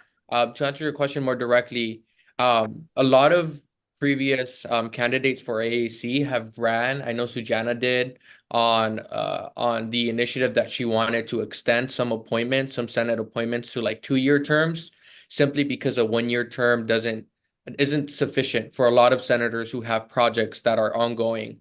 And so sometimes, and so in the communications that we've had, a lot of what we've discussed as well, if we have certain people who we're appointing who perchance are just trying to fill resumes or fill their resume and aren't necessarily intrigued by the conversations going on, then it might be better if we have one candidate who's very passionate about serving on two committees. And frankly, it happens all the time, right? It happens all the time with maybe not on same committees, but it happens all the time with us. Like all the 15 of us, we serve in a lot of capacities and other capacities that are somewhat related to student advocacy. So if we're raising like equity issues, then maybe we have to think about ourselves in those positions as well, because there are a lot of capacities that we have that sometimes overlap. And so what this is, I'm not saying that every single senator should be appointed twice to a committee. I'm simply saying that given, and this is not something that I can't take credit for coming up with this idea. This is an idea that was talked about many years before me, that at least having student Senate leadership be on like two committees so they could be more informed and therefore do a better job of informing community members, or sorry, their senators. And so it really has been around that. Historically, we've had senators who have attended these meetings and had like their camera off, specifically during COVID. A lot of the problems with interest, as you see in student government as well, is because of COVID. after COVID, we had a really decrease of interest in just everything. And it just became difficult for people to be involved in things because they had a lot of things going on, mental health problems. But I definitely say that this is just it's kind of more like a pilot. It's not something like I personally did encourage Angela to join two committees because she's leading the senators, and this year around we also have an assistant whom you hear from later. So it really is, when it comes to equity, I think my office has done a great job. We've created a lot of new positions. I think it's just with respect to making sure we appoint people that are going to be effective in that role. And if there's a person who does a really good job, then having two positions, I don't think is particularly bad. But again, I digress. I'd like to give Angela, like a quick minute. Usually we don't do this. Okay, Very quick perfect. to talk about your perspective on this. Yes, of course. So thank you for calling on me. I know I raised my hand literally a split second before you said that, so thank you. But yeah, so if it's like if you're concerned about me working in my capacity as the chief of Senate and as a senator, I really don't think that's such a huge issue. My mission and my goal as the chief of Senate and as a senator stay the same. I want to be able to have outreach, to have transparency, and to be equitable, and to be able to give all students to be able to like raise their opinions and like speak on behalf of their concerns and their needs. So I think that being a chief of Senate and being in two committees is pretty much the same job. It's just with different titles. Also, I wanted to expand on the fact that I am very passionate on both cores and CAF. So it's something that I really want to do. It's not only because like it's a precedent or it's something that is on my resume. It's something that I actually have experience with, and it's something that I have been personally affected by. So I just don't want to see other students in that same position. And I surely do not want to see other students in the position of senator who are less passionate than me just because there's some sort of conflict of interest. Thank you, Angela. Chris Espino. Just one last thing I think I want to add. There are many committees, as we've talked about. There are some committees that meet less often as others. So sometimes I know when I was first appointed as a senator, I think the chief senator at the time encouraged, oh, well, if you're like LGA Legislative Assembly, they meet about 4 times a year, if I'm not mistaken.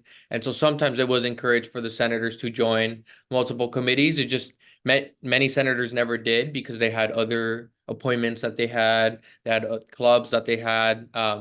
But there are some committees that do meet less often, like 4 times a year, probably like once per quarter and another time. And so I think when senators do have those conversations about perchance joining 2 committees, the conversation is always, well, look at the committee times. Senators have access to what is called DMS, which is a system that grants them access to all the notes, agendas, meetings, everything for their respective committees, and even to the meeting times of other committees. And some of these meeting times are also public, by the way, the ones that have already been predetermined. And so then senators go in and determine, okay, so these 2 committees have times that don't coincide. I know in previous years, we've had some committees that go vacant throughout the school year. I know last year we had 2 people who joined or 3 people, and they ended up, we either, we ended up removing them or they resigned because they were just not on top of it. And so I think where I'm coming from is I just rather have positions filled with people who are passionate about it, as opposed to having them vacant and there being no student perspective on there. So that's just my perspective, but again, I digress. Josh. Is it okay if I ask the question to Angela? It's very quick. Last one, yeah. Sounds good. I was just gonna Yes. ask you, because it does seem like there are some people on the fence, if there's a particular committee between the 2 that you applied for that you would prefer to be on, if you had to choose one. Okay, so this is a really hard question. But if I honestly am on the fence. If you guys are on the fence of like allowing me to be on 2 committees, and I'm on the fence of choosing one of the 2 committees just because they are so important to me. But I honestly think that if I really, really had to choose one, I'd probably do the Committee on Academic Freedom. But I would like to say once again that when it comes to the workload, if that's also something that you guys are concerned about, as Chris said, as Commissioner Espino said, the workload isn't a problem there. These committees meet at least once a month or less than that. So when it comes to scheduling conflicts or something, that's not something that I have a problem with because I'm able to be present at all those meetings. Thank you, Angela. I think with that, we should probably move to vote unless anyone has any pressing comments they'd like to give. If not, could someone please motion? Samin?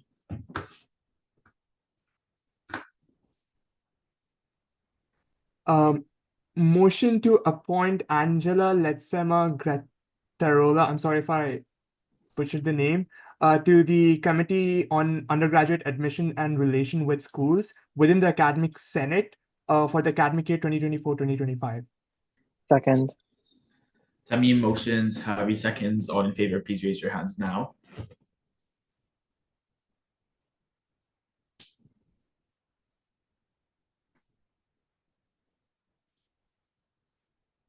Please lower your hands.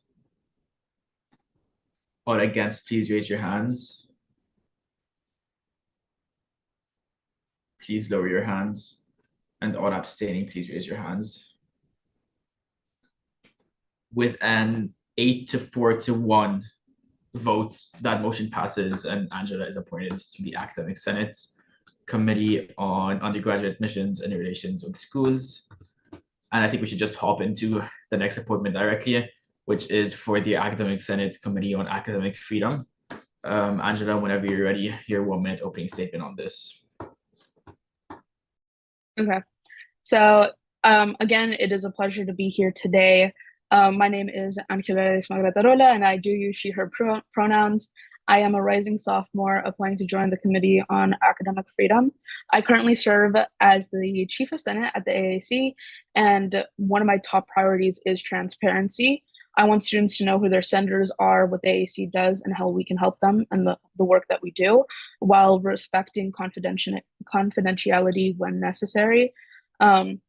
In both my role as the Chief of Senate and as a potential senator, I'm focused on building strong relationships within the committee, and I plan to bring the values and the skills that I'm developing in all of my other capacities of my positions and as the Chief of Senate to my senator position. Thank you. We're now going to go into the 15-minute question and answer period, starting with Javi. Hi. I just want to ask, more specifically, given like addressing the elephant in the room, with the past year and the myriad of student protests organizing, especially like academic repression that has been seen not only just at UCLA but across the entire UC system. What is the most valuable lesson that you believe that you have taken away from this past year of action, and how will you apply that to this potential role of being on the Committee of Academic Freedom? Also combining your capacity as the Chief of Senate. Yeah, of course. So yes, it was a very turbulent last year, but I would like to say that I was out there, I was protesting, I was seeing all of these things before my eyes, and I have personally taken a lot out of that. I would like to say that there's a quote that I find that it relates to the Committee on Academic Freedom quite well. Justice William Douglas said that the most important aspect of freedom of speech is the freedom to learn. And I wholeheartedly believe in this quote, because without being able to share our ideas or our opinions and express how we feel, then we won't be able to learn properly. We won't be able to engage in intellectual debate or explore controversial or unpopular topics. So I think that transparency and being able to advocate for yourself, for your beliefs, for your opinions, and for your freedom of speech and freedom to learn is essential. And that is something that I want to have in both my capacity as the Chief of Senate and as a senator of CAF. Thank you. Any other questions?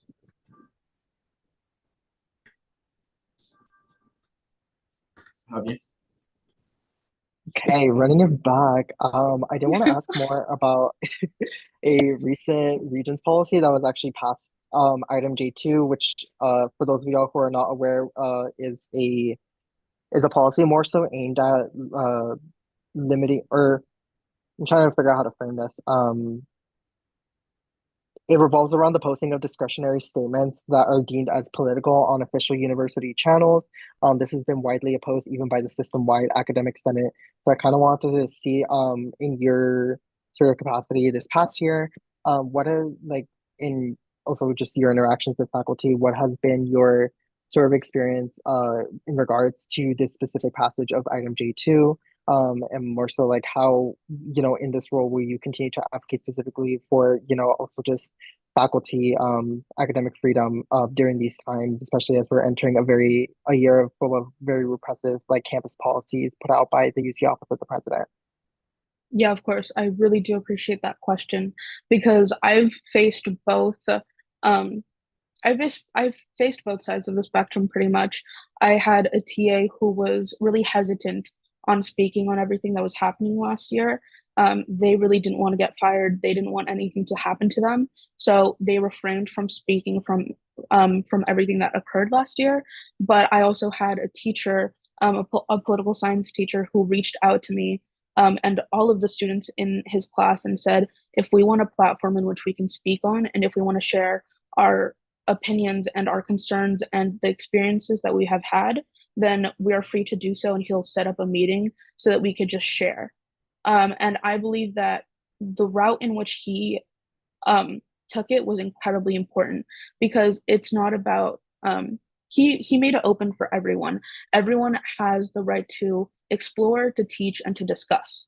So I really want to ensure that academic institutions remain spaces for open exchange of ideas. We can't hinder and we can't stop people from expressing themselves. I personally am against that. So I think from my experiences, I really want to take the route that that political science teacher took because that was a route in which he made an open space that wasn't there for us before. He created something in which we could explore and which we could like really have our right to freedom, to right to speech, and our student rights to education, also professor rights to be able to share their opinion and to like to teach. So I think it's really important. Thank you. Are there any other questions?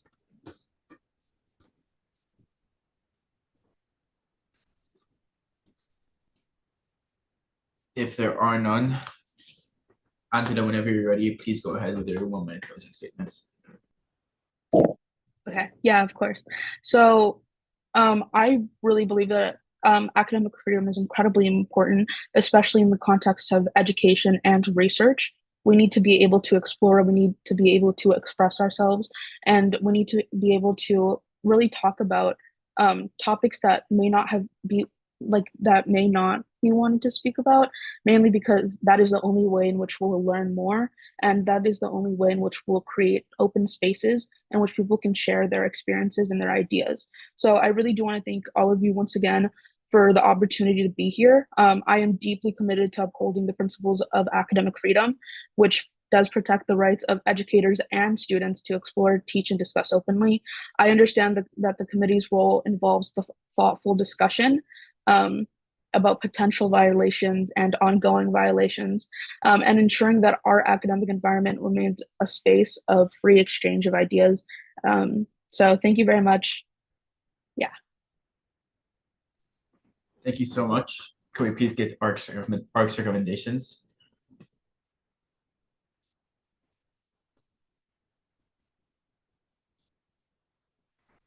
Sorry. Angela provided a strong interview for the Academic Senate due to her commitment for fostering open discussions and transparency. Her focus on equity and inclusion highlights her dedication to representing both majority and marginalized students' voices. With a 3-0 vote, ARC recommends Angela to the Academic Senate Committee on Academic Freedom. Sounds great. We're now going to move on to council deliberations, starting with Chris Espino. Yeah. Again, I'd just like to provide a little bit more insight. Academic freedom is perhaps and you hear me say a lot of things a lot often, but academic freedom is a really, really important committee. It really is. This year, academic freedom is really responsible for identifying. So it's a really theoretical committee. It isn't really as hands-on as other committees. It's more of a theory-based committee, and it's so I wouldn't say it's sole responsibility, but it's a large part of its responsibility is to identify academic violations. That includes when a professor, I guess, teaches something or that certain people think shouldn't be taught, then that is brought upon the committee as an quote unquote academic violation. Whether or not it is an academic violation, it comes up.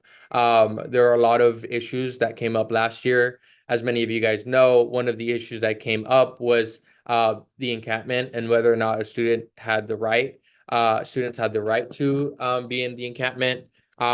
Historically, the Chief of Senate has sat on the Academic Freedom Committee. I sat on it previously, and I sat on it, and Sujana sat on it the year before, just because academic freedom is a really important topic. And senators are usually chief of senates are usually best equipped to handle that just because they get certain type of training, and they technically they have more of the experience, and so that's something that's been historical. But yeah, and we have graduate students who serve on that committee, and we also have another undergrad that serves on that committee. So it would be Angela, if appointed, and some other undergrad would sit on that committee along with 2 graduate student representatives. So just for insight, a little bit of history and sort of how it works. Are there any other comments or concerns from council members? If none, could I please get a motion?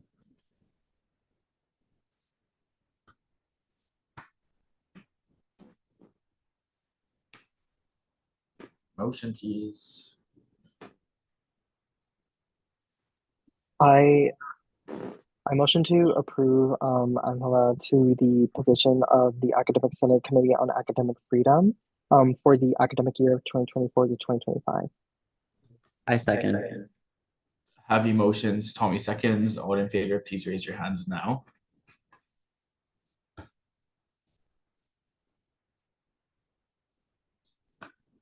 Please lower your hands.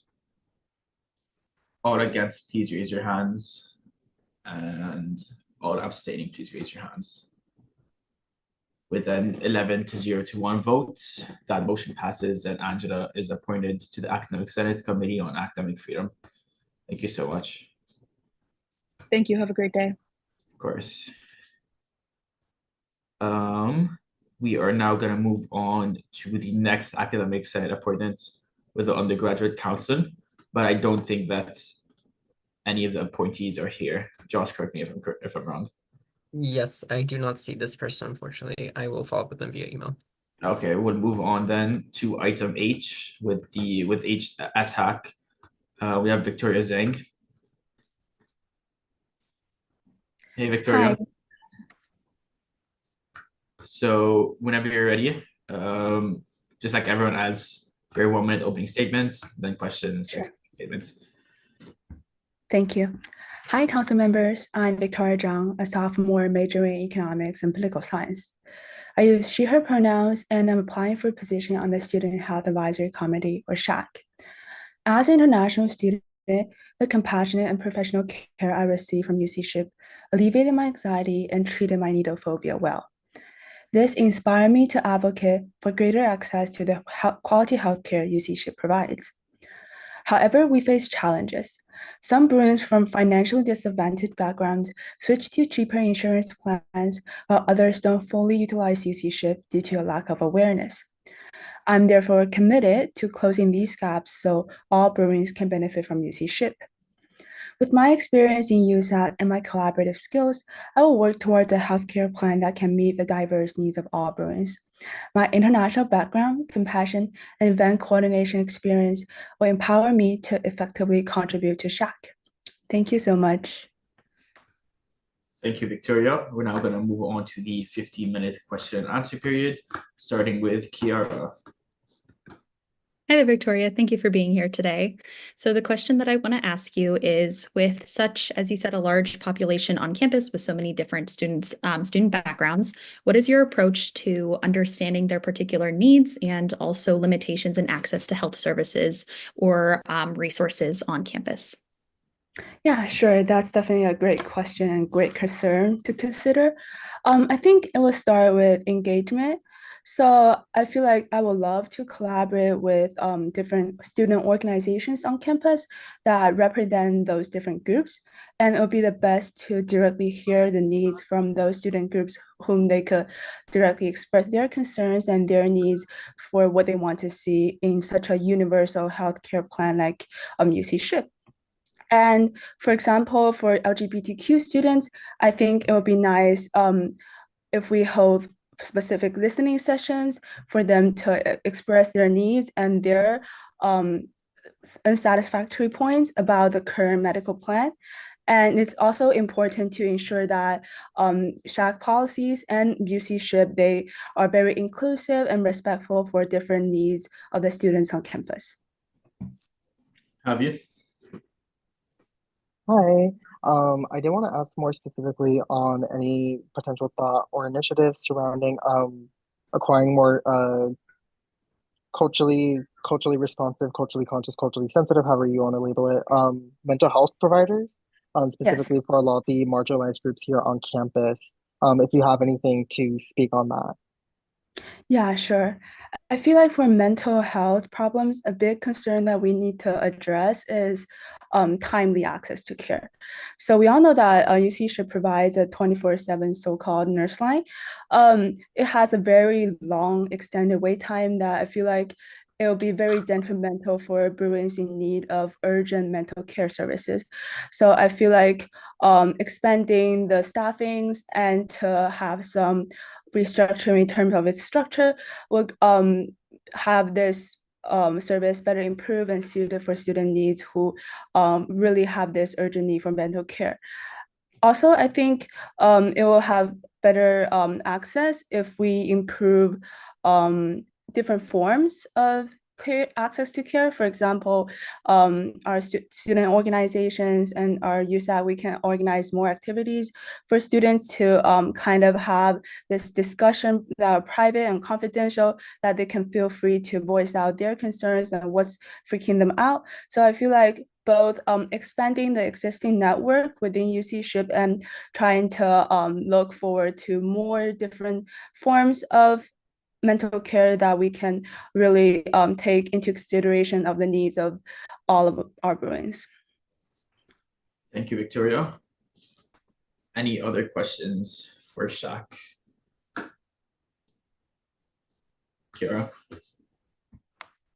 Hey there, another question. I wanted to ask you, what are your goals that you hope to accomplish in the space of health literacy on campus so that students are not only educated, but know how to themselves navigate services and coming from different levels, understanding insurance, for example, or other health resources? Yeah, definitely. I feel like improving the access and awareness on the resources provided on campus is definitely a big topic for me to address. So I feel like the best way to approach it is to really improve UC SHIP and SHAC's online presence. So for people interested in knowing what SHAC do, or they would really love to learn about SHAC's purpose, SHAC's mission through the publicly online available documents. Unfortunately, I think SHAC needs to improve in terms of its timeliness. For example, many of the meeting minutes, they are still not updated frequently. For example, many of the meeting minutes I saw, they're still around 2022. And also the Instagram account for SHAC, they haven't been updated since the pandemic. So for students, we mostly access information through social media.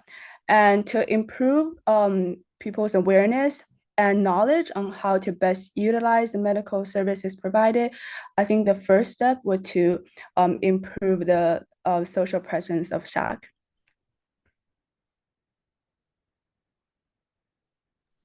Thank you for that. Are there any other questions? Seeing as there are none, Victoria, whenever you're ready, please go ahead with your 1 minute closing statements. Sure, thank you. Thank you all for your time today. Joining SHAC will provide me with a platform to promote student advocacy, financial accessibility, and holistic well-being. UCLA's diversity is one of its greatest strengths, and it is crucial that our health services reflect this by addressing the unique needs of Alberans, especially those from underrepresented and marginalized communities. I am dedicated to listening and to amplify the voices of minority groups who often feel overlooked in those healthcare conversations. My goal is to collaborate with various student organizations to better understand the challenges these groups face and how to push forward for solutions that are both culturally sensitive and effective.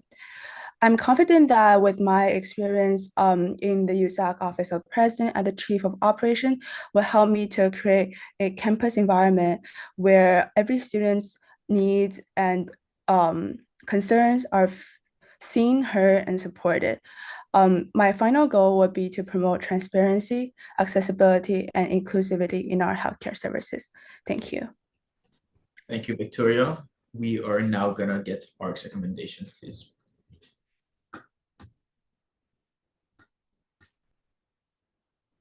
Okay, hi. So for ARC's statement, we wrote, Victoria presented an impressive interview with ARC. Victoria's personal experience as an international student mirrors that of many international students on campus, and ARC is excited to see how Victoria will be able to support the student population's health experience in the upcoming year if appointed.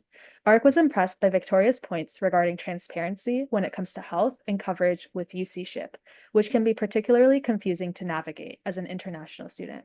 With a 3-0 vote, ARC recommends Victoria for this appointment. Thank you so much. Are there any comments or concerns from council members before we move to a vote?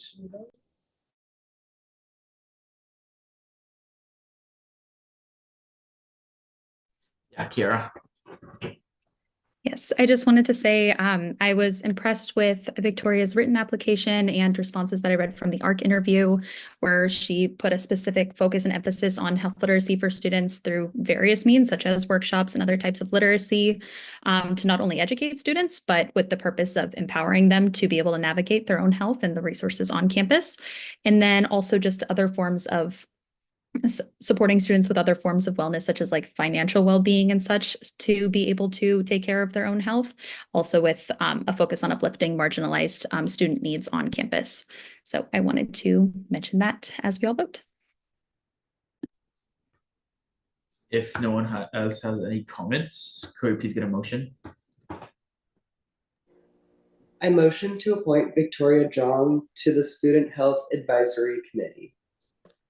I second. Robbie motions, Kiara seconds. All in favor, please raise your hands now.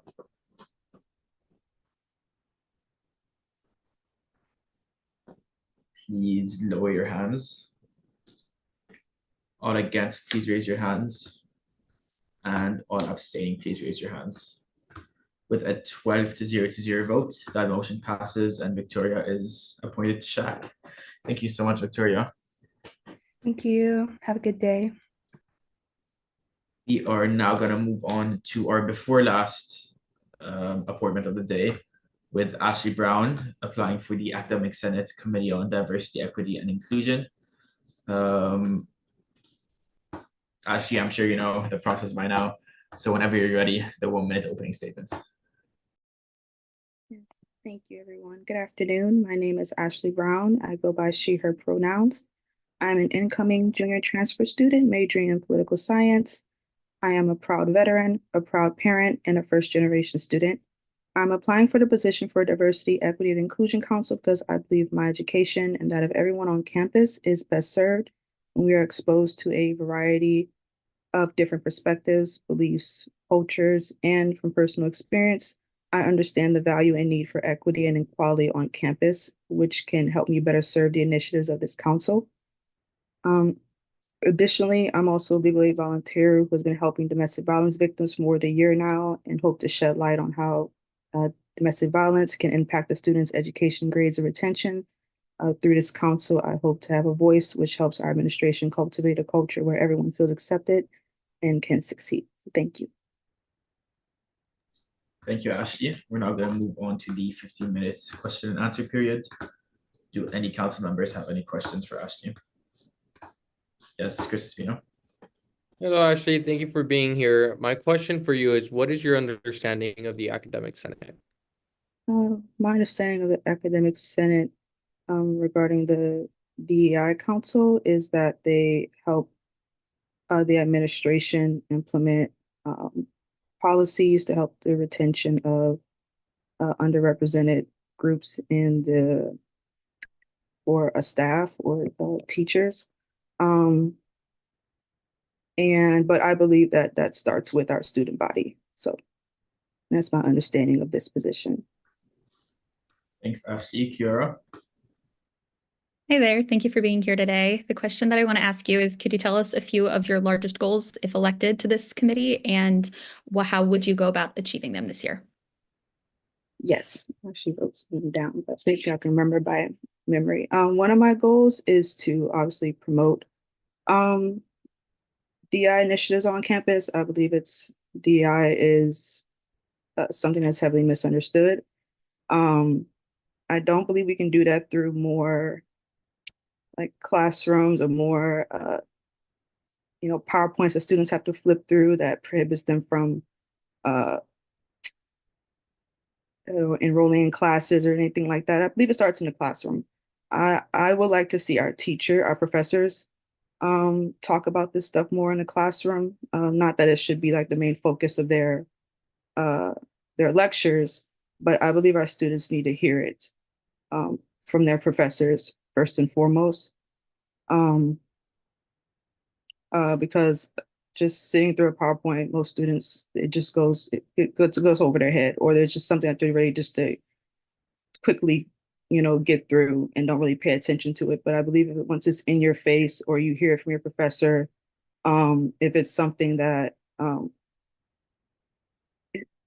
they have to, sit through and hear, we can do more with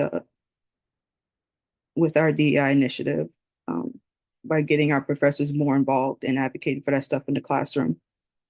Secondly, given that this will be my first semester on UCLA campus and I still have to get a feel of the student body culture, what I have been doing is getting into group chats and talking with current students and seeing how they feel about campus and things that can be improved on. A few comments that stood out to me, and I'll read them off just because they stuck out to me. And given that maybe this may be one or two students who feel this way, but I believe that with one voice, there are about 20 silenced voices who feel the same way. UCLA is super segregated. Close friends of mine had adverse experiences related to race. I feel lots of microaggressions, and sometimes they're oblivious to me. I got called the hard R word walking home from an event one night. The amount of spoiled, entitled kids at this school is disappointing. So we still have a lot of work to do. While I do admire that the people who came before me in this position before me have done a lot of work on campus, that shows that we still have a lot of work to do. Those comments were just from the past 2 months. So, and even when I came from new student orientation, we didn't really talk about, DEI or how the campus, what they stand for, what they won't tolerate. I think that starts at new student orientation, or it should. So that's something else additionally that I would implement as well. Javier. Hi, yeah, no, I really appreciate your perspective on making sure that these DEI initiatives aren't really like the onus isn't being put directly on the students to unlearn a lot of their implicit biases, their internal racism, but really targeting the very system, like starting at the professors and everything. Though in my personal experience, having tried to work on mandating an anti-ableism training to faculty, there has been a lot of pushback in regards to even implementing like new diversity trainings, because a lot of faculty are tenured. A lot of faculty are tenured, they don't see a need for it. So in this role and in your capacity on the Committee of Diversity, Equity, and Inclusion Matters, how will you sort of utilize that to effectively advocate for the necessity for such trainings, whether it be in regards to anti-ableism, addressing anti-Blackness on our campuses, etc.? That's a great question. Thank you. I think first and foremost, we need to meet people where they are. Maybe we need to get with these professors and see, what is the roadblock, what is stopping them, or what may be the issue. I understand, even from our position, I was for this past summer working with congressmen to just try and get people to vote and see the importance of that, which is, optional as well. It's really hard because the point is they just didn't see the reason to, or they didn't see, what would be the point of the impact? What does that do for me? Why do I need to vote? Why do I need to implement this? This does nothing for me. I don't see any change. I don't see any difference. So I think that may also correlate to maybe the pushback we may be seeing from professors as well. They just don't, maybe they've tried before and they just don't see a point, or maybe they just see it as an issue or something that's just disrupting their lecture, the issue. So just meeting them where they are, maybe trying to work with them to see how, if they implement this type of stuff into their lesson plan, how they would like to do it. I know sometimes we come with our own agenda, but sometimes that may hurt the problem more than fix it. So even though we may be headstrong and we know what we want, we know what we want to see, we may have to just take a step back and, hear from them or give them the floor, instead of it being something that we're, pushing on them, but really understand, why, would this be an issue for you? And showing them, hey, these are the issues that many of our disabled students are facing. These are the issues our Black students are facing. How do you feel that we could fix this issue? Or how do you believe that, you can implement? What do you feel you need to implement to help fix this? And try to take it from there. But I'm a very headstrong person. I understand when you have a feeling or you have a drive and you see the issue, and so you just want to push it. But sometimes we do have to take a step back and hear from them, and try to work together, to try to get these policies move forward. And hopefully, it's at least step one. Thanks, Ashley. Are there any other questions for Ashley? Seeing none, we're going to move on to closing statements. Ashley, whenever you're ready, go ahead with your 1 minute closing. Yes, I want to thank the council for your time and consideration. As I stated in my initial filing for this position, I'm eager to integrate myself into UCLA's community and help foster a safe and inclusive environment for everyone. From what I've seen and experienced so far, those who have come before me have done an amazing job of instilling these values into the institution and the students, but there's still more work to be done, and we cannot rest on our laurels or become complacent. During my past summer internships, I understand change happens when you have a seat at the table. I hope to be a representative for students who share all or some of my challenges, and including those who did not, because prioritizing equity and inclusion does not take away from anyone else. Imposter syndrome is real, especially on campuses like UCLA. It's very prevalent. It prevents students from actively engaging in discussions. I hope that by being on the council, I can help my fellow students in the campus at large and lend my voice and opinion. Thank you. Thanks, Ashley. We are now going to get ARC's recommendations. Yes, Ashley had an excellent interview with ARC. ARC was impressed with Ashley's motivations to join the committee. As a student with a dependent, Ashley had a strong desire to advance DEI initiatives in order to make academics, especially STEM fields, more inclusive of BIPOC students. ARC was additionally excited to see Ashley's goals to ensure that all students have a voice in academia, along with uplifting students who have historically been underrepresented. With a 3-0 vote, ARC recommends Ashley for this appointment. Thanks, Josh. We're now going to move into council deliberations. So do any council members have any concerns or comments before we move on? Have you? Yeah, just really quickly, I just wanted to comment how much I appreciated Ashley's perspective on what holding faculty accountable in regards to having these conversations within the classroom and really just trying to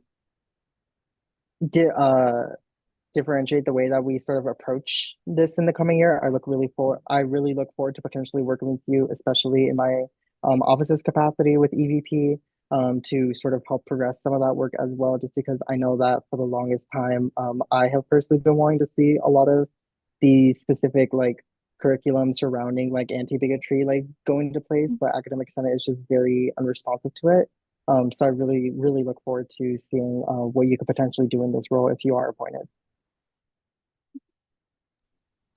Any other comments or concerns? Kiara? Yeah, I just wanted to quickly say that, well, I echo what Javi said, and in addition, just that I really admire as an incoming student your dedication to understand like what students' needs are, their experiences, and I think that will benefit you coming in and will make you a very strong leader in this role to make effective change on campus, understanding, especially, faced with such a large student population. I think already getting right on that is very admirable, and I'm can see your dedication and passion for the work within this position, and I'd be excited to see what you do. Mona? Yeah, so I know on the agenda you're my appointment tonight, and I kind of wanted to express how happy I am that I am able to appoint you as like the appointing officer to this academic senate position. I'm really appreciative of like your interview tonight and the effort you put in to prepare for this. Already from the ARC interview itself and your written application, I was really looking forward to seeing you get appointed to this position. But I was very impressed with your interview tonight, especially and how that built upon the topics discussed in your ARC interview, and just kind of really wanted to highlight, especially like just how impressed I was that you've already taken steps to talk to students, and the way you're already like aware of the fact and like pointing out the fact that while like only one student may voice a concern, these concerns are present in others who are currently silent for whatever reasons they choose. And I'm really, really looking forward to seeing the work that you're able to do in this academic senate position. And I hope that we're also able to talk outside of this and see if there's any areas that we can collaborate on, whether it's just like as like transfer student to transfer student, or as in my office's like official capacity, and how we obviously also really want to center diversity, equity, and inclusion in the various ways that intersects with the transfer community and transfer spaces. I think you have my email and I have yours, so I'll be reaching out at some point, but really looking forward to seeing you in this position. And if anyone wasn't already planning to vote yes, I really, really hope you do. But yeah. Everyone? I think we should get a motion. So could someone please motion? Yeah, Josh. I motion to appoint Ashley Brown to the Academic Senate Committee on Diversity, Equity, and Inclusion. I second. Josh motions, Javi seconds. All in favor, please raise your hands now. Please lower your hands. All against, please raise your hands, and all abstaining, please raise your hands. With a 13-0 vote, that motion passes, and Ashley is appointed to the Academic Senate Committee on DEI. Thank you so much, Ashley. Thank you, guys. Thank you so much. Thank you. We are now going to move on to the final appointment of the day for the same Academic Senate position on DEI. We have Hiram. Whenever you're ready, please go ahead with your 1-minute opening statement. Hi, everyone. My name is Hara Yoon, and my pronouns are she, her, hers. I am a first-year transfer student as well, majoring in English from Pasadena City College and Glendale Community College. I'm applying to serve on the Academic Senate to represent the Committee on Diversity, Equity, and Inclusion. I'm a first-generation student, immigrant, LGBTQ student, and a woman of color with an auditory disability. I believe that I would be a good fit for this position because my past leadership experiences have allowed me the opportunity to advance diversity and inclusion, and not just my own, but multiple community colleges in California. I have led passion projects in collaboration with diversity and inclusion offices to bring forward passion projects that help communities be more inclusive and welcoming of every walk of life. And as a worker helping manage the honors program at my transfer center, I help students with dependents, low-income students, and BIPOC students gain admission into UCLA by providing proper resources and counseling. At UCLA, I'm currently the Assistant Chief of Senate with the AAC under Commissioner Espino and Chief of Senate Angela Ledesma. Although I am new to campus, I'm a strong believer in advocating for more recruitment of women and underrepresented minorities to ensure that every single student can feel represented and welcome. Thank you. Thank you so much. We're now going to move on to the 15-minute, sorry, my camera's off.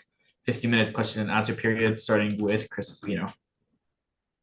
Hello, thank you for being here. So my first question for you, Assistant Yoon, is what is your understanding of the Academic Senate? All right, thank you for the question. I understand that the Academic Senate is almost a playing ground for student voices to be represented within UCLA.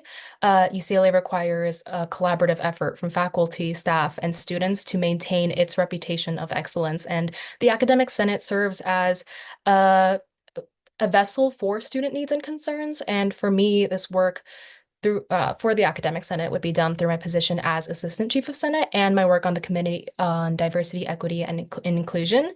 And through the Committee on Diversity, Equity, and Inclusion, my job is to voice the concerns of students and acknowledge the needs that they have. And yeah, that is what I believe to be the Academic Senate.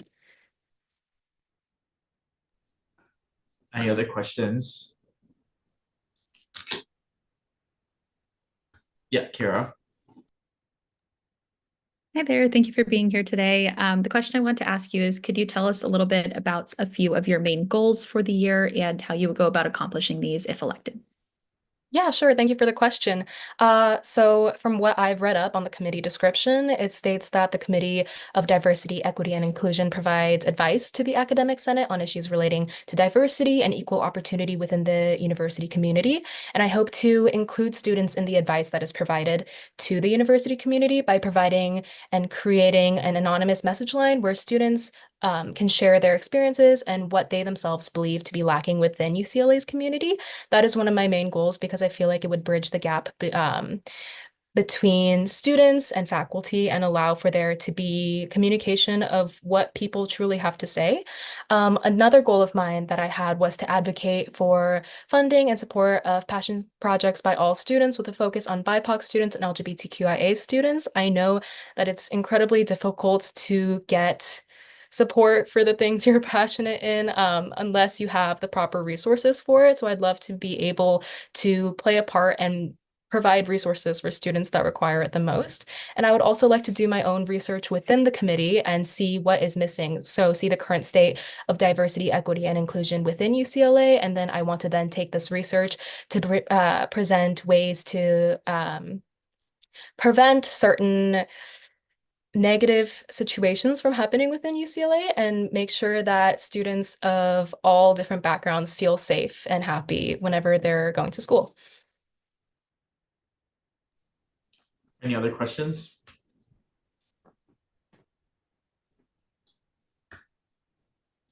Okay, with that being said, we're gonna move into your 1-minute closing statement. So whenever you're ready, please go ahead.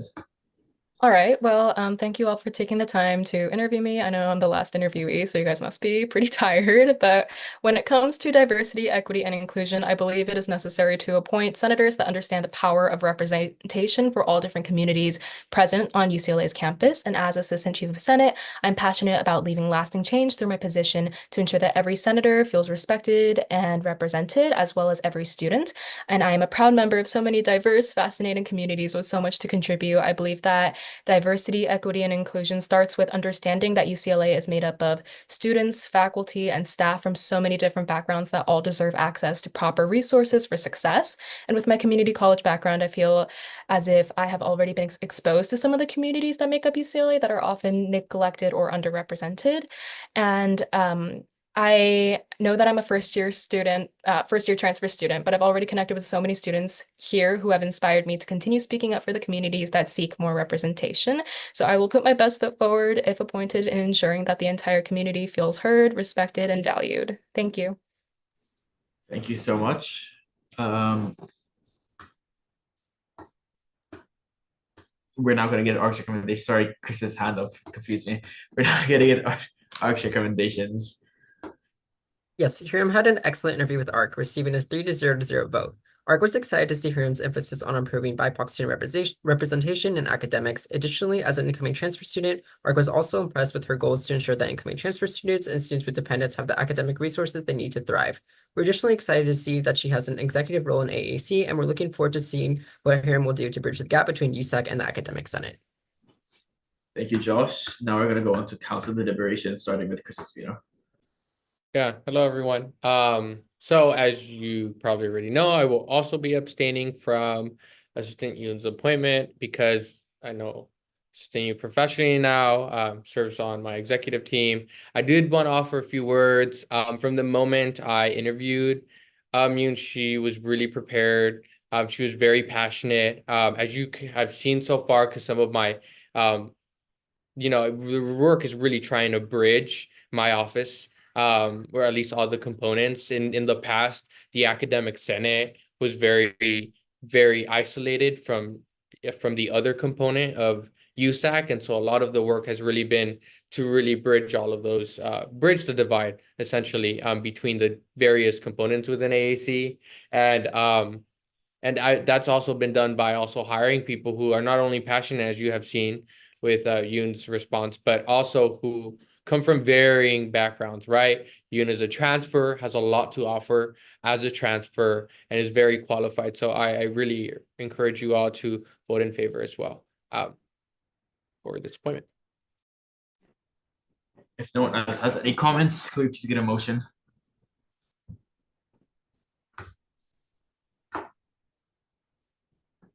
Yeah, Kiara. I motion to appoint, I'm sorry, how do you pronounce your name again? I want to make sure. Hiram, thank you. I motion to appoint Hiram Yoon for the Academic Senate Committee on Diversity, Equity, and Inclusion for the 24 to 25 year. I second. Kiara motions, to Mew seconds. All in favor, please raise your hands now.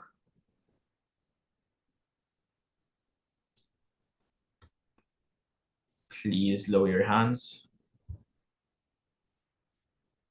All against, please raise your hands. And all abstaining, please raise your hands.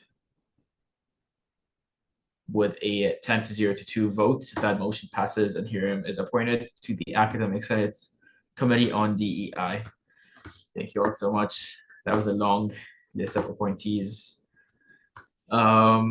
We're now going to move on to officer reports. And as I'm saying that, I realized I haven't updated mine. I had a really long day and I haven't had the time. I'm just going to go through some things off the top of my head and then I'll update it after the meeting. I have a meeting with future Chancellor Julio Frank tomorrow as an official meeting. He comes to campus about once a month for a couple of days just to get acquainted. And so I have like a 30 to 45-minute meeting with him tomorrow, which should be exciting. This morning, I had a development meeting with Jonathan and some other people from ASUCLA to talk about, some financial stuff. We can't, or we can just, whoever just, besides the 4 execs, you can just say it's written on paper. We had that meeting. I had an interview with the Washington Post this morning. Me and Javi have been attending all our check-ins like per usual. I attended the True Bruin Values Steering Committee. We're changing the True Bruin values or potentially changing the True Bruin values.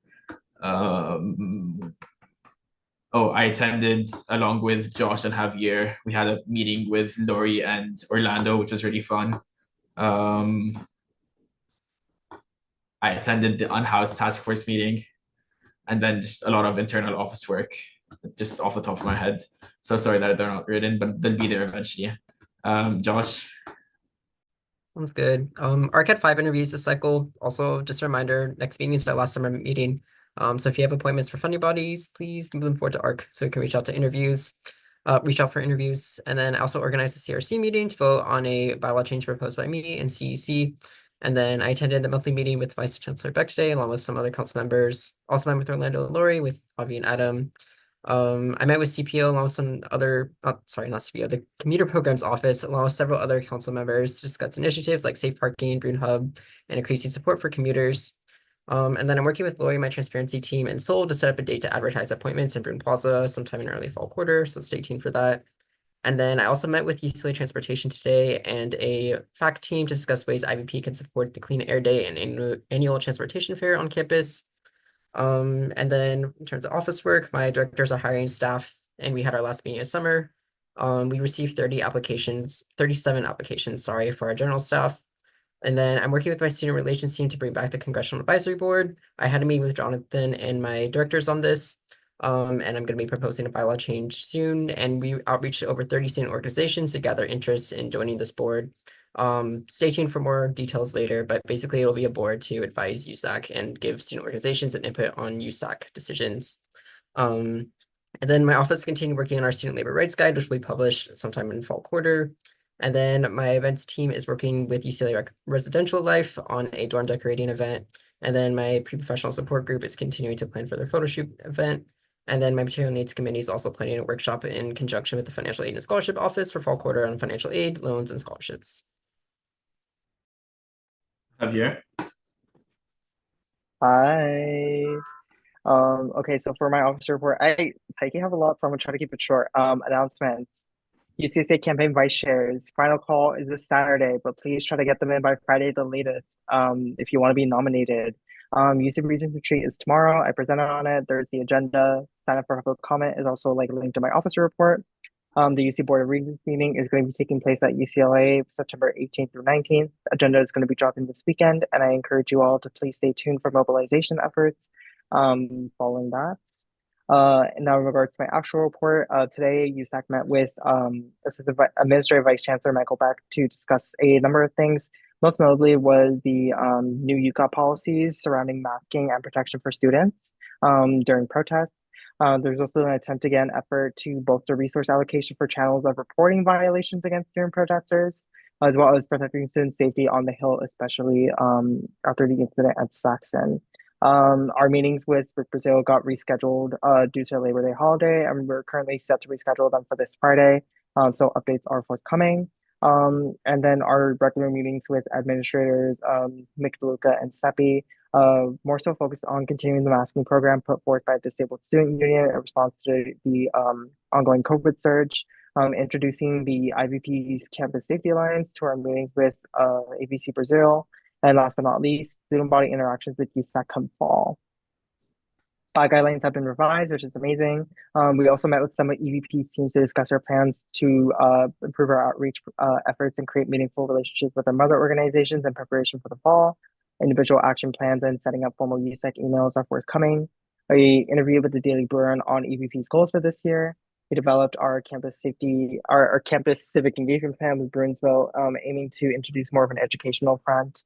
We met with SOL advisors with Orlando and Lori alongside the president of the IVP. The UCSA EVPs are currently coordinating on a response to the new UC Office of the President guidelines I mentioned earlier, as well as system-wide mobilization to the regents that are coming later this month. I also was able to meet with the EVP Black Student Affairs team to discuss annual initiatives and available system-wide support for Black-led advocacy. And as a community member, I attended Anikbayan's vigil in remembrance of the activists disappeared by the current Marcos regime in the Philippines, and to raise community concerns about the U.S.-led military brutality in the area as a community in front of Ted Lieu's district office in Saltel. And we also submitted letters for support, pressing Governor Newsom to sign yes on AB 2586 for opportunity for all. And we'll be supporting for the day of action that will be coming this Thursday. Unfortunately, we would not be able to go as the EVP office because of UCSA board happening the same weekend. In regards to upcoming scheduling meetings with chairs of various mother organizations, namely the African Student Union and Salamanca Filipino, for further collaborations with the EVP. Also scheduling a meeting with Anik Bayan at UCLA to offer support in meeting and trying to secure meetings with Representative Ted Lieu to back the Philippine Human Rights Act, the PHRA, and efforts to oust U.S. military presence in the Philippines. Also going to be meeting tomorrow with IVP Josh and representatives from ASUCLA Human Resources tomorrow. Specifically, I want to focus more on supporting the undocumented student right to work on campus, especially with opportunity for all seeming like it's going to be approved by state very soon.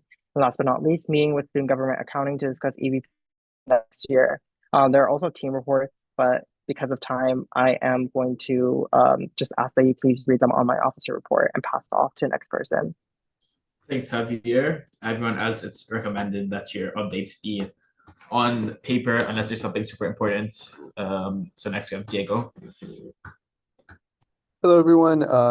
I will be keeping mine short. The updates are in my officer report. Please feel free to read them.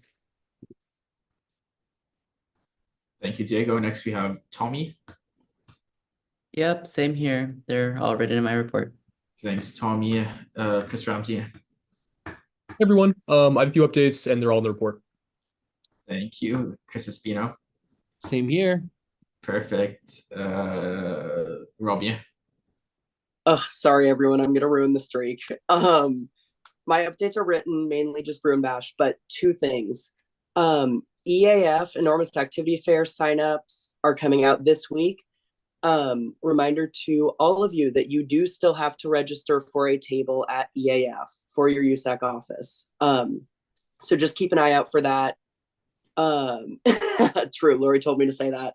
And then the other thing is if you or friends are either a vendor or a performer and interested in vending or performing at RecFest, the interest forms are now live. They're on my officer report and they'll be posted to the CEC or CAC Instagrams likely tomorrow. So any vendors or performers, pass that along and make sure to register for EAF. Sorry that I ruined the streak. Peace and love, everyone. Oh, are we all going to be next to each other at EAF? Like, are we going to have a section for us?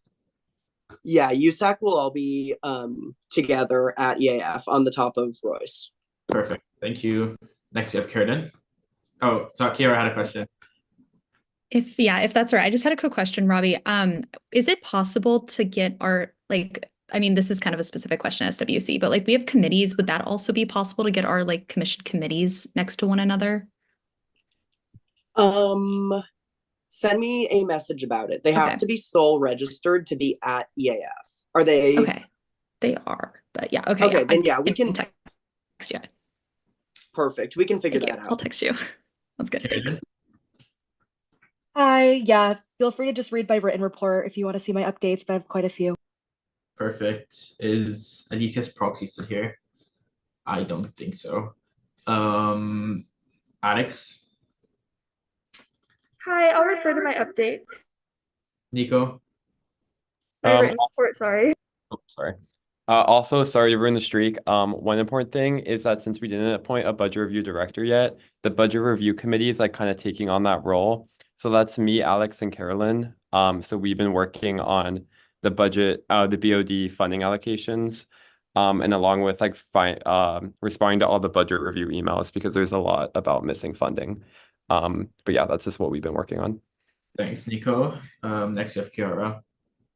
Okay, sorry to break the streak again. Just two main things I wanted to mention. So I've been meeting with the Heart Outreach team at the Ash Center, and I've mentioned this last week or last meeting, but they're working on distribution of 10,000 bags to RAs on the Hill this fall with Narcan and fentanyl and other just resources for students.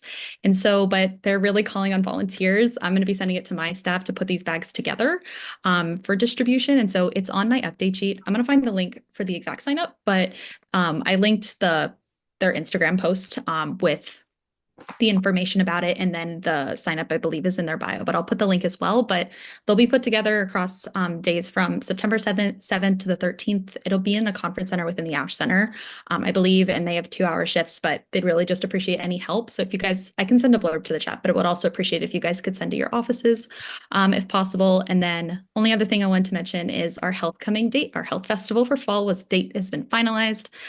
So mark your calendars, October 16th, 3 to 6 in Wilson. And I think I've mentioned this before, really hoping to expand our just basic needs orgs there as in addition to the health centers on campus. So if anyone has one that they believe would be great to highlight for students to create like basic contact with them and also give out resources, feel free to let me know.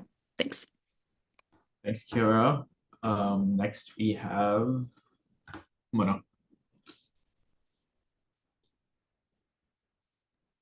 Yeah, so most of my reports will be written, but really quickly, one of the programs I've been working on had its in-person social date finalized and wanted to invite council members to show up. I'll send more details out through text as to not take up more time.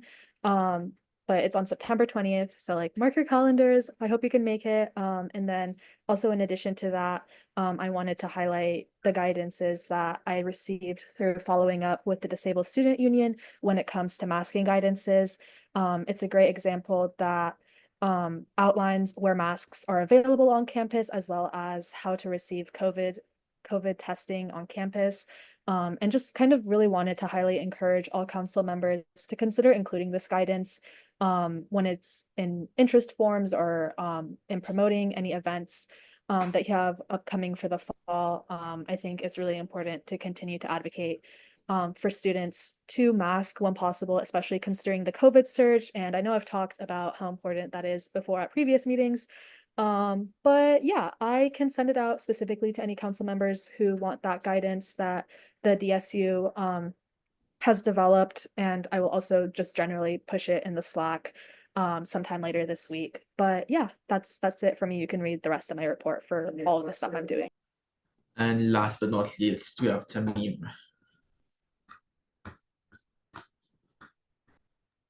Yeah, you can review my officer reports for all the updates. Perfect. Now we have admin reps, starting with Orlando. Is Orlando here? Orlando is not here. So we have Jessica. No updates from me. I think some of you have signed up for budget meetings this week, so we'll meet on that. And if anything else comes up in the meantime, feel free to drop any questions in email or Slack. Thank you. Lori? Hey guys, really quickly, please see my Slack message about signatories. I don't want to have to track you down. I want you all to be registered for real for the school year. And then just going to the chancellor meeting with Adam tomorrow. And I am working with Robbie, Alicia, and Mick DeLuca on getting masks for Brew and Bash for those who would like to wear them. That's it. Thanks, Lori. Last, you have Jonathan. Hi, hey, hi, hello all. Hope you're doing well. Happy September. Just a couple of things from me. Heads up that this week Pamela is out of office. So if you need anything from her end, please send my way and I will. Jessica is her proxy in the meantime, so I will coordinate with Jessica, or I'll make sure she gets the message when she returns. Like Jessica said, I sent out your office budgets last week, so please take a look at that email. If you are an office that has referendum funding, there is action required on your point in order for your accounts to be opened. If you would like to schedule a meeting with SGA to talk about your budget, please fill out that let us meet. I'll look at that again tomorrow and schedule anything else that's been put on there. Let's see here. Parking permits. If you would like to park on campus at the staff rate for fall quarter, I sent out an email last week with a form for you to fill out on which permit you prefer and with your info. There are still spots since I sent that out for both blue and yellow permits. Again, you do have to pay for those with your own hard-earned cash, and they are for fall quarter only. But please do that by Friday. Friday afternoon before I leave, I'll send out another email replying to that, letting you all know if we have spots open, if you can send that to your staff, if any of your staff members would like a permit. But we offer that to you all first.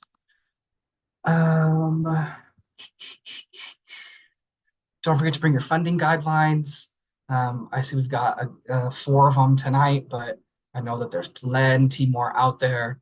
I have said it once, I will say it again. You cannot open applications until your guidelines are approved. So please, please, please bring them at the next meeting if you would like to be open before or at the start of the school year. Speaking of funding bodies, if your office houses a funding body, please either DM me now, send me an email, send me a Slack, send me a text, whatever you like, with the names and contact emails of your funding body chairs. As of now, I only have the ones for SFS and CS Transpo, so thank you, Carolyn. But SGA, as Jessica has mentioned, is doing a little bit of changes with the requisition form process this year, and how they work with funding bodies. And as I onboard the new professional staff in student government services, that person is going to be the primary contact point for those funding body chairs. So we're looking to get some training done with them, and et cetera, et cetera. So please send that my way.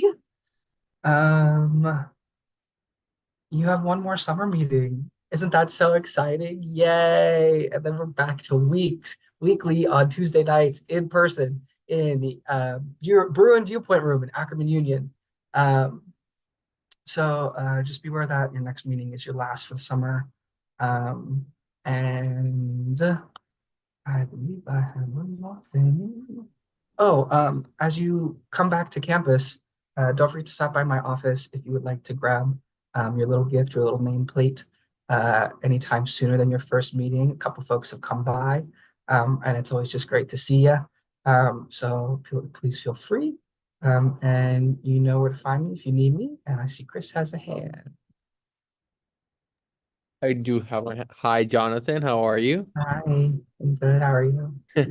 Okay, I'm doing great, thank you. One of the questions that I have is dumb, but where is your office? What room number? Yes. So for one, it's in my email signature in case you ever forget. But it is behind the student union info window on Ackerman A level. So if you know where the post office is in Ackerman, there's that window right there. You can feel free to just walk on back. My office is down the hall towards the end. Otherwise, you can ask the folks at the front if I'm in or if I'm busy or whatever, and they'll check in for you. All right, great. You see, I knew it was a dumb question. Okay, It's and then not a the dumb second, question. and then the second question I have is, have the weekly USAC meetings historically been at 7 p.m. on Tuesdays, or have like other councils like moved them back like an hour or so, or like I don't know. I'm just curious. Yes, they have historically, since I have been a student here, they have been Tuesdays at 7 p.m. I don't believe that it's actually written in your bylaws that it has to be Tuesdays at 7. And if it did, that would just need a simple bylaw change. So it is technically within your power as a group. Interesting. Okay. I will say, however, though, that I do have the room booked already to be set up at 7. So if that's something that you all are going to want, I need to know that sooner rather than later, so that I have it booked for the whole year actually already. So I'll need to make those changes because you all do pay for that room. So the more last minute changes, the more it costs for you all. And that did also remind me really quickly, actually, that your first meeting of the year is at 7 on week 1. But at 6 p.m., you have your required Title IX training that we scheduled. So you will need to be in the Ackerman Viewpoint Room at 6 p.m. on Tuesday of week 1. If you cannot be there, you will have to make that up. You cannot be virtual. You do need to be in person. And you should let me know ASAP if you have a conflict. I think Chris, Chris. you have one. Oh yeah, sorry. One last Good. question. Okay. Yeah, and the other question was just out of curiosity, honesty. This question is: some of us on this call are RAs, and I believe that we have to do Title IX training through being an RA. Do we have to do it again at 6 p.m. that day? Yes. Oh god. Consider it a good review. I think I did it 3 or 4 times last year in like the span of 2 weeks. That's Okay, thank you, crazy. Jonathan. We are now going to move on to new business, starting with OSAC appointments. So we briefly talked about this a couple of weeks ago, but so we revamped OSAC and we need 5 total committee members, with Alex and I being 2 of the already standing committee members. So basically, we just want to recruit 3 other committee members. So is there anyone off the bat that's like super interested in being on OSAC? Tamim, yay, we need 2 more. OSAC. Mona, we need 1 more. Please, anyone. It's only like a meeting a month. Okay, Diego, perfect. So me, Alex, Mona, Tamim, and Diego. If someone could write that down, please. Because I forget. Okay, we're gonna move on to Robbie's bylaw change. Robbie, if you could just quickly read through it, summarize it, that would be good. Yep. So my bylaw change is just within the CEC office. And so we're striking 2 departments that no longer exist within CEC. And then we're adding 5 departments that do exist within CEC. And so we're getting rid of the CEC marketing department and the CEC special events and awards series. And then we're adding the CEC public relations department, CEC online marketing department, CEC media production department, CEC print department, and the CEC website development department. This is just to reflect the structure of CEC ever since I've been in it. These are the 5 marketing staffs that we have, on top of our 3 programming staffs. And so I just wanted to make sure that the USAC Constitution reflected the actual structure of CEC and the way that the office is organized internally. So more of a housekeeping change than anything else.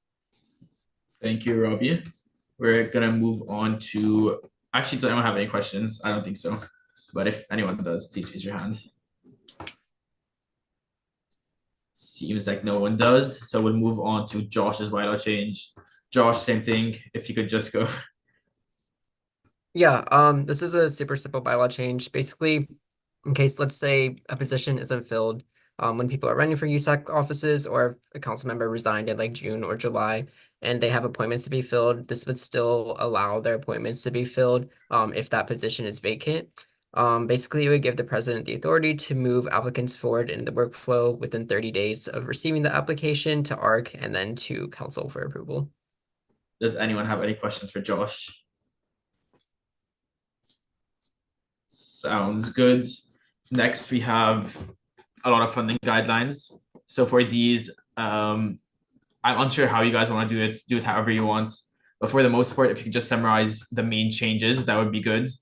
I don't think we should redo them all, especially if they haven't changed from last year. So if you could just highlight what changed, that would be good. And we have Carolyn with SFS funding guidelines first.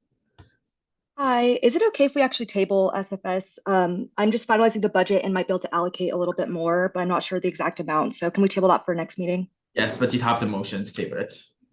Okay, I motion. Wait, I motion? Okay, I motion to Okay. table SF.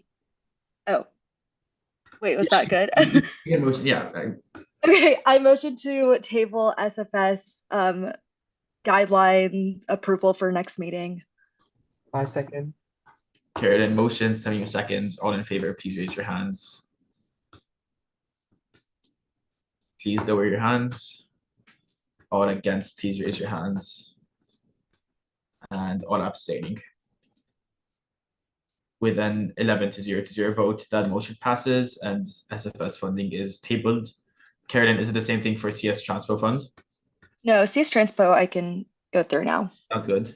Josh, would it Okay. be possible to share your screen for these? Thank you. Hi. Okay, so I will just go through the main changes. Almost everything has remained the same. But just as background, CS Transpo is our CSC funding body that deals with transportation to service sites. It's very widely used, and I'm excited that we're continuing this year with similar guidelines as it's worked well in the past. The only main difference I do want to highlight, my finance team was able to meet with Mona as well as someone else from the TSR office, which I'm very excited about. And they added that one of the members of the CS Transpo committee, as you can see in section 1C2, has to be a transfer student, either within CSC or outside of the commission, depending on needs. So that's the main change. Other than that, everything else has remained the same. Feel free to scroll through if you have any questions, let me know now, or feel free to Slack me anytime. I don't know if you want more details, but that's the only change that happened. That's perfect. Does anyone else have any questions? If not, could you please get a motion to approve those?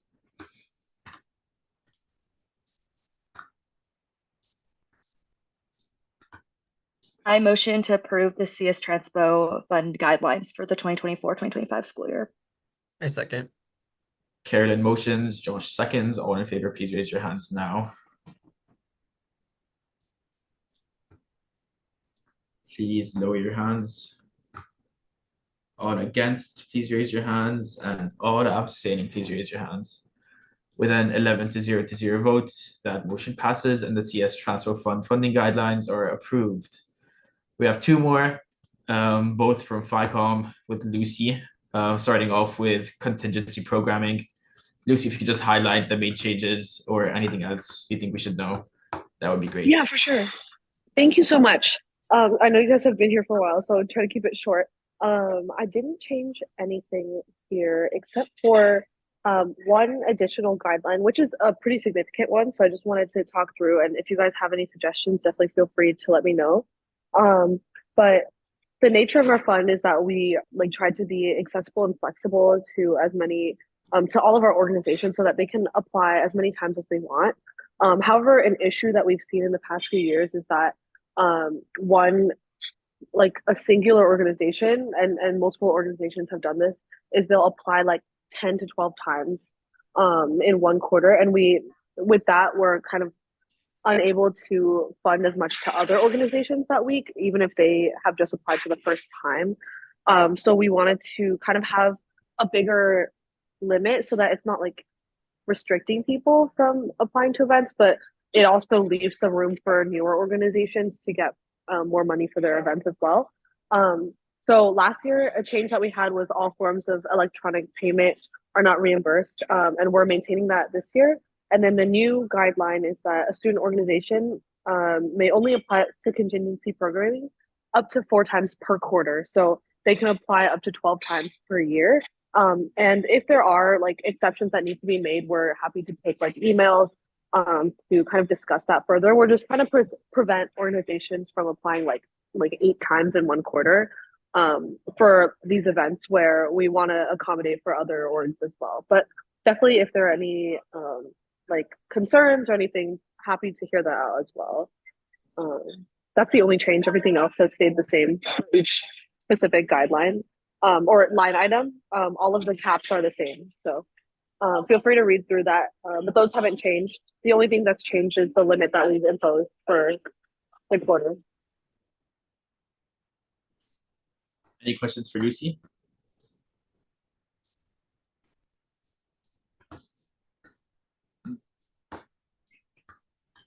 Yes, so sorry. I will update the years as soon as I can.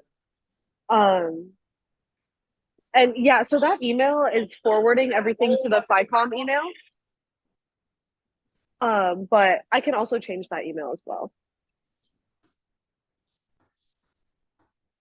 Perfect. Good. Thank you.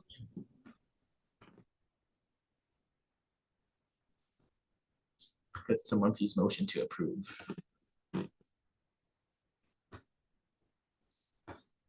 Could someone please motion? Yes, Josh, thank you. I motion to approve the Finance Committee guidelines for the 2024 to 2025 school year. Could you say what second. guidelines they are? Sorry? Can you say which guidelines specifically they are? Because there's more than one. Oh, I motion to approve the Finance Committee contingency programming guidelines for the 2024 to 2025 school year. A second. Josh motions, Kiara seconds. All in favor, please raise your hands now.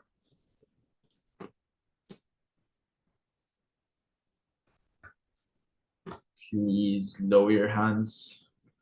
All against, please raise your hands, and all abstaining, please raise your hands. With a 12-0 vote, that motion passes and contingency programming guidelines have been approved. Last but not least, we have capital contingency guidelines. Lucy, I read through them. I don't think there are any changes, but if there are, let me know. Yeah, didn't make any changes to this year. I just need to update the year as well. But yeah, there's nothing different. So definitely feel free to ask questions, but we didn't change anything from the previous year. Sounds good. Does anyone have any questions? Jonathan says, can we add the electronic payment source and viewpoint neutrality clauses to the capital contingency as well? Yes, definitely. Yeah, sounds good. I'll paste those from the contingency programming to the capital contingency guidelines. We can still approve those, Jonathan, given like we can say we approve them while adding this, and this, right? With amendments. Yeah, okay. Could someone motion to do that? Josh. I motion to approve the capital contingency guidelines from the Finance Committee for the 2024 to 2025 school year. Can you also say with the amendments, can you add the amendments that we want to add? With the following amendments, adding the electronic payment source and viewpoint neutrality clauses to the capital contingency guidelines. I'm so sorry, but could you say it all in one go because I cut you off? Oh, okay. I motion to approve the 2024 to 2025 Finance Committee capital contingency guidelines with the following amendments, adding the electronic payment source and the viewpoint neutrality clauses for the upcoming academic year. Thank you. Seconds. I second. A second. Josh motions, Chris Ramsey seconds. All in favor, please raise your hands. Please lower your hands. All against, please raise your hands. And all abstaining, please raise your hands. With an 11-0 vote, that motion passes and the capital contingency guidelines are approved with the amendments. Thank you all. Thank you. It was a long meeting. Have a good 2 weeks.